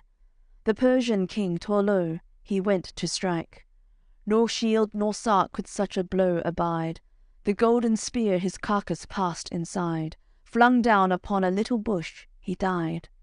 Then say the Franks, Lord God, be thou our guide, Charles we must not fail, his cause is right. And Grineman tilts with the King Luteis, has broken all the flowers on his shield. Next of his sark he has undone the seam, all his ensign thrust through the carcass clean. So flings him dead, let any laugh or weep. Upon that blow the Franks cry out with heat, Strike on, baron, nor slacken in your speed. Charles in the right against the pagan breed. God sent us here his justice to complete. Pure white the horse whereon Malprine sate, guided his course amid the press of Franks. Hour in, hour out, great blows he struck them back, and ever, dead one upon others packed. Before them all has cried out Baligant, Barons, long time I fed you at my hand. Ye see my son who goes on Carloon's track, and with his arms so many lords attacks. Better vassal than him I'll not demand. Go, succour him, each with his trenchant lance. Upon that word the pagans all advance. Grim blows they strike, the slaughter's very grand. And marvellous and weighty the combat. Before nor since was never such attack. Great are the hosts, the companies in pride, come touching all the breadth of either side. And the pagans do marvellously strike. So many shafts by God in pieces lie, and crumpled shields, and sarks with mail untwined. So spattered all the earth there would you find, that through the field the grass so green and fine, with men's life-blood is all vermilion dyed. That admiral rallies once more his tribe. Barons, strike on, shatter the Christian line. Now very keen and lasting is the fight, as never was, before or since that time. The finish none shall reach, unless he die. That admiral to all his race appeals, Pagans, strike on! Came you not therefore here? I promise you noble women and dear. I promise you honours and lands and fiefs. Answer pagans, we must do well indeed. With mighty blows they shatter all their spears. 50,000 swords from their scabbards leap. Slaughter then, grim and sorrowful you'd seen. Battle he saw that stood those hosts between. That emperor calls on his Franks and speaks, I love you, lords, in whom I well believe. So many great battles you fought for me, kings overthrown and kingdoms have redeemed. Guerdon I owe, I know it well indeed. My lands, my wealth, my body are yours to keep. For sons, for heirs, for brothers wreak, who in Roncevaux was slaughtered yestereve. Mine is the right, ye know, 'gainst pagan breeds. Answer the Franks, Sire, 'tis the truth you speak. 20,000 beside him Charles leads, who with one voice have sworn him fealty. In straits of death they never will him leave. There is not one thenceforth employs his spear, but with their swords they strike in company. The battle is straitened marvellously. Across that field the bold Malprines canters, who of the Franks hath wrought there much great damage. Names the Duke, right haughtily regards him, and goes to strike him like a man of valour, and of his shield breaks all the upper margin, tears both the sides of his embroidered hauberk. Through the carcass thrusts all his yellow banner, so dead amongst 700 else he casts him. King Canabeus, brother of the admiral, has pricked his horse with spurs in either flank. He's drawn his sword, whose hilt is of crystal, and strikes Naaman on its helmet principal. Away from it he's broken off one half, 5 of the links his brand of steel hath napped. No pennyworth the hood is after that. Right to the flesh he slices through the cap, one piece of it he's flung upon the land. Great was the blow. The Duke, amazed thereat, had fallen in, but aid from God he had. His charger's neck he clasped with both his hands. Had the pagan but once renewed the attack, then was he slain, that noble old vassal. Came there to him with succour Charles of France. Keen anguish then he suffers, that Duke names, and the pagan to strike him hotly hastens. "Culvert," says Charles, "you'll get now as you gave him." With vassalage he goes to strike that pagan, shatters his shield, against his heart he breaks it, tears the chin-guard above his hauberk mailed, so flings him dead, his saddle shall be wasted. Bitter great grief has Charlemagne the king, who Duke Naaman before him sees lying, on the green grass all his clear blood shedding. Then the emperor to him this counsel gives: "Fair master Naames, canter with me to win. The glutton's dead that had you straitly pinned. Through his carcass my spear I thrust once in." Answers the Duke, "Sire, I believe it, this. Great proof you'll have of valour if I live." Then gauge them then, true love and faith swearing. 1,000 score of Franks surround them still, nor is there one but slaughters, strikes, and kills. Then through the field cantered that admiral, going to strike the county Guineman. Against his heart his argent shield he cracked, the folds of his hauberk apart he slashed, 2 of his ribs out of his side he hacked, so flung him dead, while still his charger ran. After he slew Gebroin and Lorraine, Richard the Old, the lord of those Normans. "Preciuse," cry pagans, "is valiant. Barons, strike on, here have we our warrant." Who then had seen those Arabit chevaliers, from Occiant, from Argoille, and from Basque? And well they strike and slaughter with their lances, but Franks, to escape they think it no great matter. On either side dead men to the earth fall crashing. Till eventide 'tis very strong, that battle. Barons of France do suffer much great damage. Grief shall be there ere the 2 hosts be scattered. Right well they strike, both Franks and Arabes, breaking the shafts of all their burnished spears. Whoso had seen that shattering of shields, whoso had heard those shining hauberks creak, and heard those shields on iron helmets beat, whoso had seen fall down the chevaliers, and heard men groan, dying upon that field, some memory of bitter pains might keep. That battle is most hard to endure, indeed. And the admiral calls upon Apollon, and Tervagan and Mahum prays and speaks: "My lords and gods, I've done you much service. Your images in gold I'll fashion each. Against Carlun give me your warranty." Comes before him his dear friend Gamelfin. Evil the news he brings to him, and speaks: "Sir Valigans, this day in shame you're steeped, for you have lost your son, even Malprime, and Canabeus your brother, slain is he. Fairly 2 Franks have got the victory. That emperor was one, as I have seen. Great limbs he has, he's every way marquis. White is his beard, as flowers in April." That admiral has bent his head down deep, and thereafter lowers his face and weeps. Fain would he die at once, so great his grief. He calls to him Jangleu from over sea. Says the admiral, "Jangleu, beside me stand, for you are proof and greatly understand. Counsel from you I've ever sought to have. How seems it you, of Arabits and Franks, shall we from hence victorious go back?" He answers him, "Slain are you, Baligant, for from your gods you'll never have warrant. So proud is Charles, his men so valiant, never saw I a race so combatant. but call upon barons of Occident, Turks and Infrons, Arabites and giants. No more delay. What must be, take in hand. That admiral has shaken out his beard, that e'en so white as thorn in blossom seems. He'll no way hide, whate'er his fate may be. Then to his mouth he sets a trumpet clear, and clearly sounds, so all the pagans hear. Throughout the field rally his companies. From Occident, those men who bray and bleat, and from Argoille, who, like dogs barking, speak. Seek out the Franks with such a high folly. Break through their line, the thickest press they meet. Dead from that shock, they've 7,000 heaped. The Count Ogre no cowardice e'er knew. Better vassal hath not his sark endued. He sees the Franks their columns broken through. So calls to him Duke Thierry of Arguin, Count Jozeran and Geoffrey of Anjou. And to Carlun most proud his reason proves. Behold, pagans, and how your men they slew.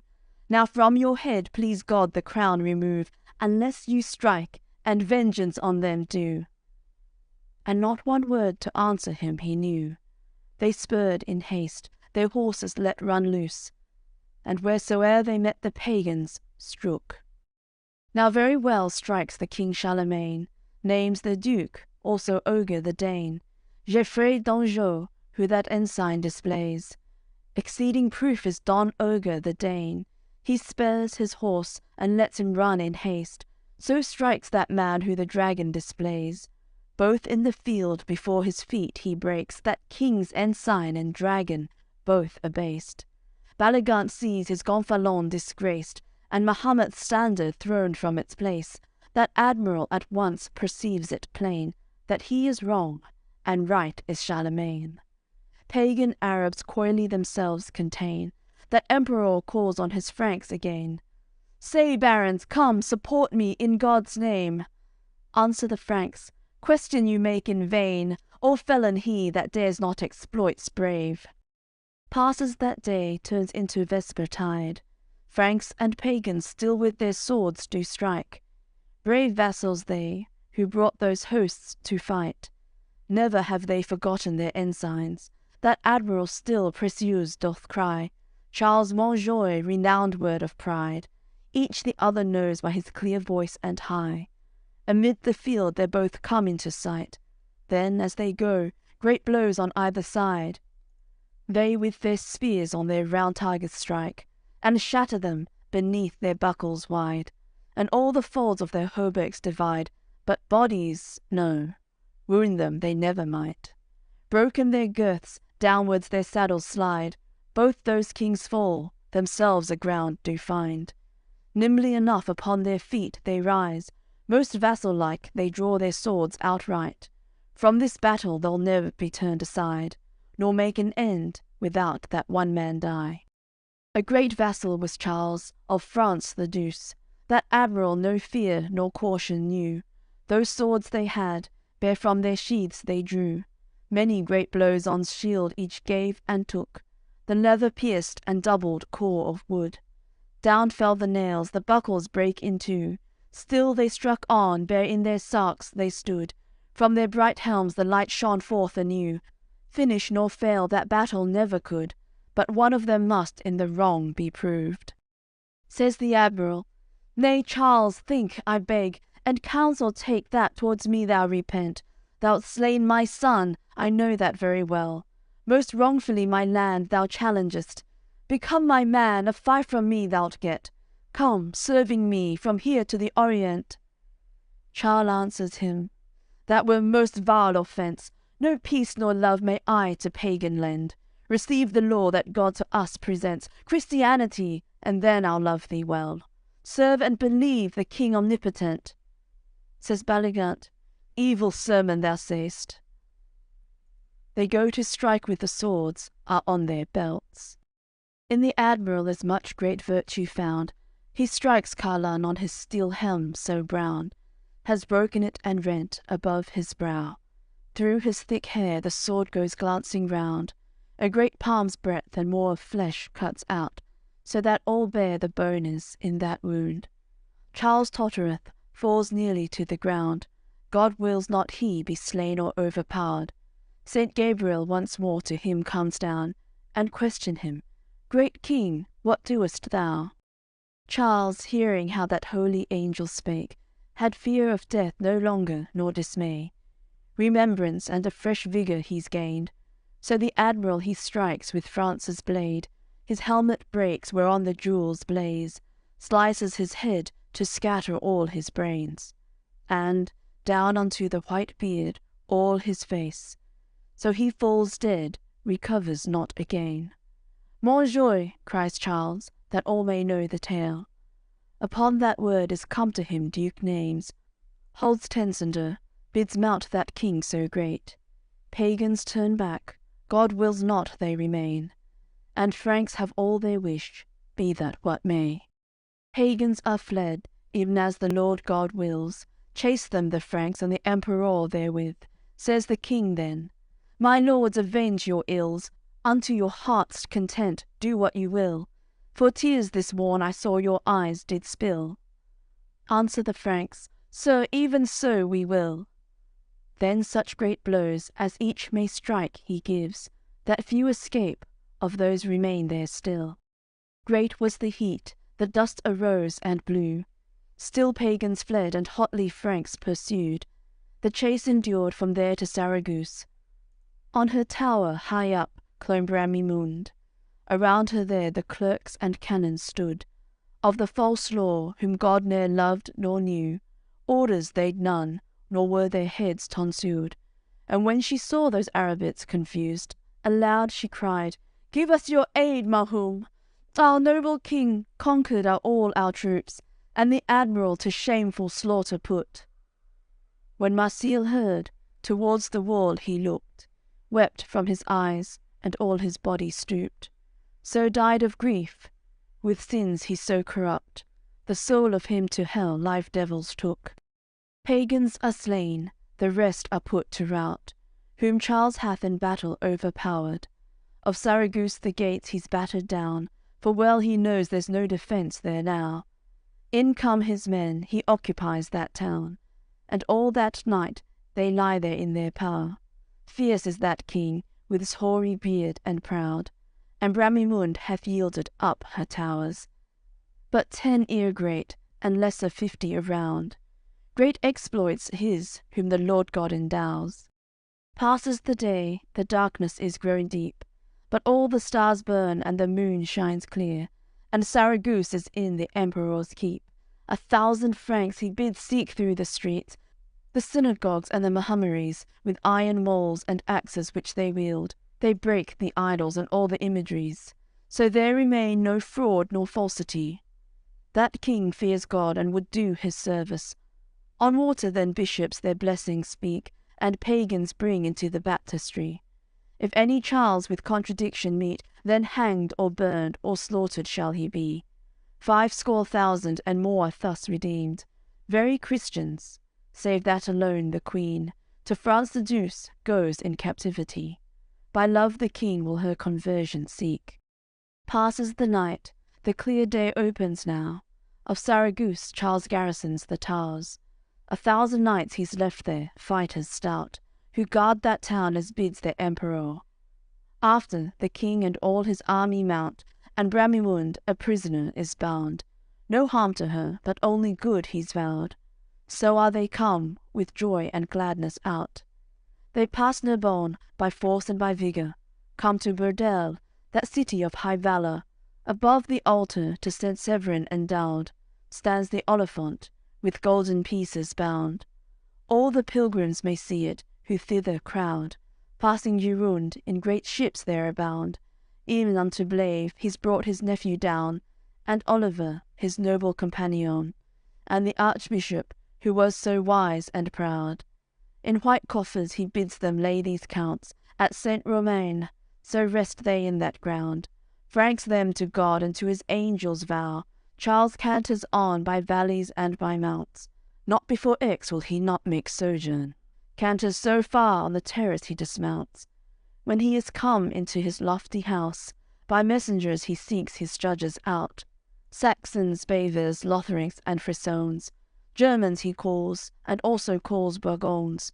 from Normandy, from Brittany and Poitou, and those in France that are the sagest found.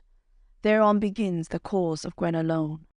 The Emperor, returning out of Spain, arrived in France, in his chief seat at Aix. Clomb to the palace, into the hall he came. Was come to him there Aud, that fair dame, said to the king, "Where's Roland the captain, who sware to me he'd have me for his mate?" Then upon Charles a heavy sorrow weighed, and his eyes wept, he tore his beard again. "Sister, dear friend, of a dead man you spake.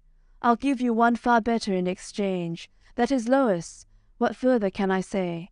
Here's my son, as shall my marches take." Aud answered him, "That word to me is strange.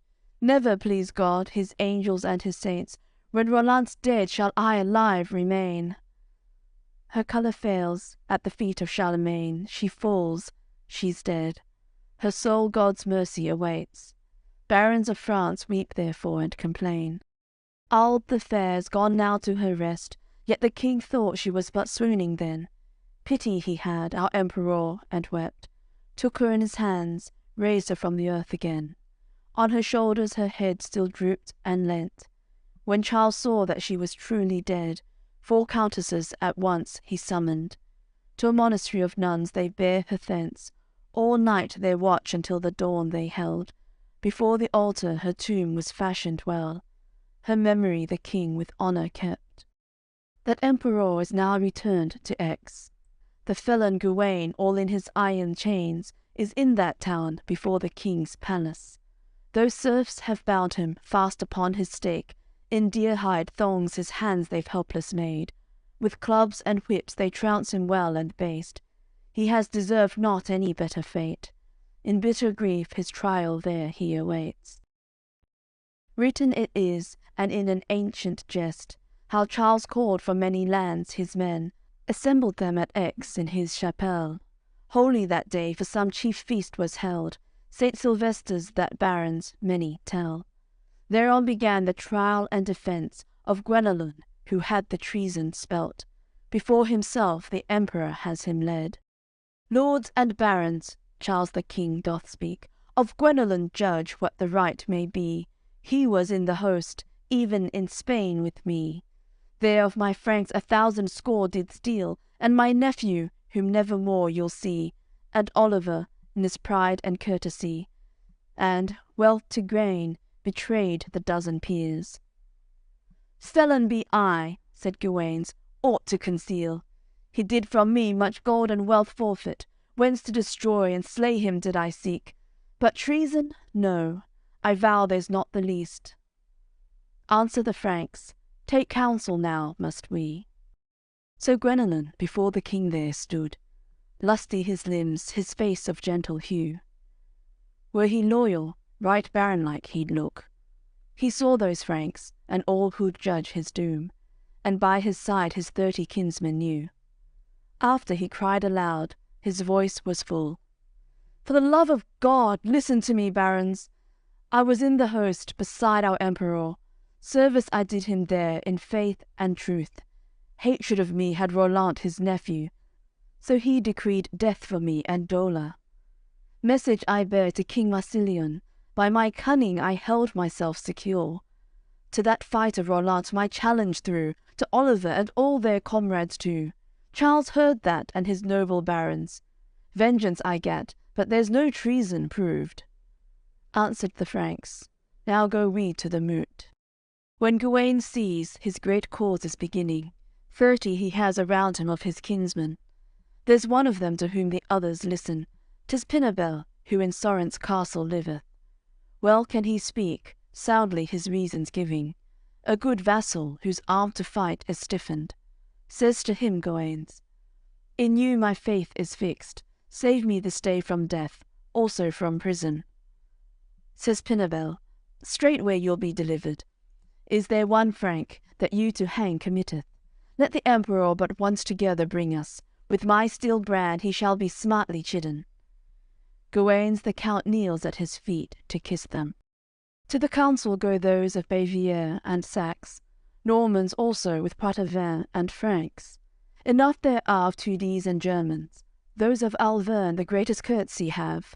From Pinabel most quietly draw back. Says each to each, "'Twere well to let it stand. Leave we this cause, and of the king demand that he cry quit with Gauwains for this act. With love and faith he'll serve him after that. Since he is dead, no more you'll see Rolands, nor any wealth nor gold may win him back. Most foolish then is he would do combat. There is but one agrees not to their plan, Thierry, brother to Don Geufrates that man." Then his barons, returning to Kaloun, say to their king, "Sire, we beseech of you that you cry quits with County Guenelun, so he may serve you still in love and truth. Nay, let him live, so noble a man's he proved. Roland is dead, no longer in our view, nor for no wealth may we his life renew." Then says the king, "You're felons, all of you." When Charles saw that all of them did fail, deep down he bowed his head and all his face. For the grief he had, caitiff himself proclaimed. One of his knights, Thierry, before him came, Geoffrey's brother, that Duke of Anjou famed. Lean were his limbs, and lengthy and delicate. Black was his hair, and somewhat brown his face. Was not too small, and yet was hardly great. And courteously to the emperor he spake, "Fair lord and king, do not yourself dismay. You know that I have served you many ways. By my ancestors should I this cause maintain. And if Roland was forfeited to Gauwain, still your service to him full warrant gave. Felon is Gauwain, since the hour that he betrayed, and towards you is perjured and ashamed. Wherefore I judge that he be hanged and slain, his carcass flung to the dogs beside the way, as a felon who felony did make. But has he a friend that would dispute my claim? With this my sword, which I have girt in place, my judgment will I warrant every way." Answer the Franks, "Now very well you spake." Before the king is come now Pinabel. Great is he, strong, vassalous, and nimble. Who bears his blow has no more time to dwell. Says to him, "Sire, on you this cause depends. Command therefore this noise be made an end. See Thierry here, who hath his judgment dealt. I cry him false, and will the cause contest." His deer-hide glove in the king's hand he's left. Says the emperor, "Good pledges must I get." 30 kinsmen offer their loyal pledge. "I'll do the same for you," the king has said, "until the right be shown, bids guard them well." When Thierry sees that battle shall come after, his right-hand glove he offereth to Charles. That emperor by way of hostage guards it. 4 benches then upon the place he marshals, where sit them down champions of either party. Their chosen right, as the other's judgment cast them. Ogier the Dane between them made the parley. Next they demand their horses and their armour. For battle now ready you might seen them. They're well confessed, absolved, from sin set free. Masses they've heard, communion received, rich offerings to those minsters they leave. Before Kaloun now both the two appear. They have their spurs, are fastened on their feet, and light and strong their hauberks brightly gleam. Upon their heads they've laced their helmets clear, and girt on swords, with pure gold hilted each. And from their necks hang down their quartered shields. In their right hands they grasp their trenchant spears. At last they mount on their swift coursing steeds. 50,000 chevaliers therefore weep. For Roland's sake pity for Thierry feel. God knows full well which way the end shall be. Down under Aix there is a pasture large, which for the fight of the 2 barons is marked. Proof men are these, and of great vassalage, and their horses unwearied gallop fast. They spur them well, the reins aside they cast, with virtue great to strike each other, dart. All of their shields shatter and rend apart, their hauberks tear, the girths asunder start. The saddles slip and fall upon the grass, 50,000 weep, who that sight regard. Upon the ground are fallen both the knights, nimbly enough upon their feet they rise, nimble and strong as Pinabel and light. Each the other seeks, horses are out of mind, but with those swords whose hilts with gold are lined, upon those helms of steel they beat and strike. Great are the blows those helmets to divide. The chevaliers of France do much repine. "O God," says Charles, "make plain to us the right." Says Pinabel, "Thierry, I pray thee, yield. I'll be thy man in love and fealty. For the pleasure my wealth I'll give to thee, but make the king with Guenelun agree." Answers Thierry, "Such counsel's not for me. Pure felon I, if e'er I that concede. God shall this day the right show, us between." Then said Thierry, "Bold art thou, Pinabel, thou'rt great and strong, with body finely bred. For vassalage thy peers esteem thee well. Of this battle let us now make an end. With Charlemagne I soon will have thee friends. To Guenelun such justice shall be dealt. Day shall not dawn, but men of it will tell." "Please the Lord God, not so," said Pinabel. "I would sustain the cause of my kindred. No mortal man is there from whom I fled. Rather I'd die than hear reproaches said." Then with their swords began to strike again, upon those helms that were with gold begemmed. Into the sky the bright sparks rained and fell. It cannot be that they be sundered, nor make an end, without one man be dead. He's very proof, Pinabel of Sorrence. Thierry he strikes on's helmet of Provence. Leaps such a spark, the grass is kindled thence. Of his steel brand the point he then presents. On Thierry's brow the helmet has he wrenched, so down his face its broken halves descend. And his right cheek in flowing blood is drenched, and his hauberk over his belly rent. God's his warrant, who death from him prevents. Sees Thierry then, that in the face he struck, on grassy field runs clear his flowing blood. Strikes Pinabel on's helmet brown and rough, to the nose-piece he's broken it and cut, and from his head scatters his brains in the dust, brandishes him on the sword, till dead he's flung. Upon that blow is all the battle won. Franks cry aloud, "God hath great virtue done. It is proved right that Guenelun be hung, and those his kin that in his cause are come." Now that Thierry the battle fairly wins, that Emperor Charles is come to him, 40 barons are in his following. Names the Duke, Oger that Danish prince, Geoffrey d'Anjou, William of Blaive therewith. Thierry the king takes in his arms to kiss, and wipes his face with his great marten skins. He lays them down, and others then they bring. The chevaliers most sweetly disarm him. An Arab mule they've brought, whereon he sits. With baronage and joy they bring him in. They come to Aix, halt and dismount therein. The punishment of the others then begins. His counts and dukes then calls to him Carlun. "With these I guard, advise what shall be done." Hither they came because of Guenelun, for Pinabel as pledges gave them up. Answer the Franks, "Shall not of them live one." The king commands his provost then, Basbrun, "Go hang them all on the tree of cursed wood. Nay, by this beard, whose hairs are white enough, if one escape, to death and shame thou'rt struck." He answers him, "How could I act save thus?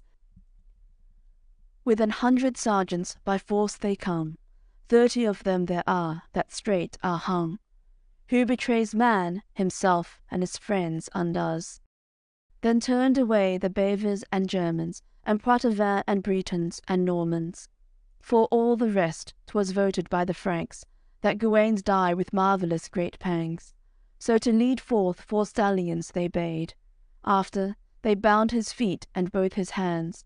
Those steeds were swift and of a temper mad, which by their heads led forward 4 sergeants, towards a stream that flowed amid that land.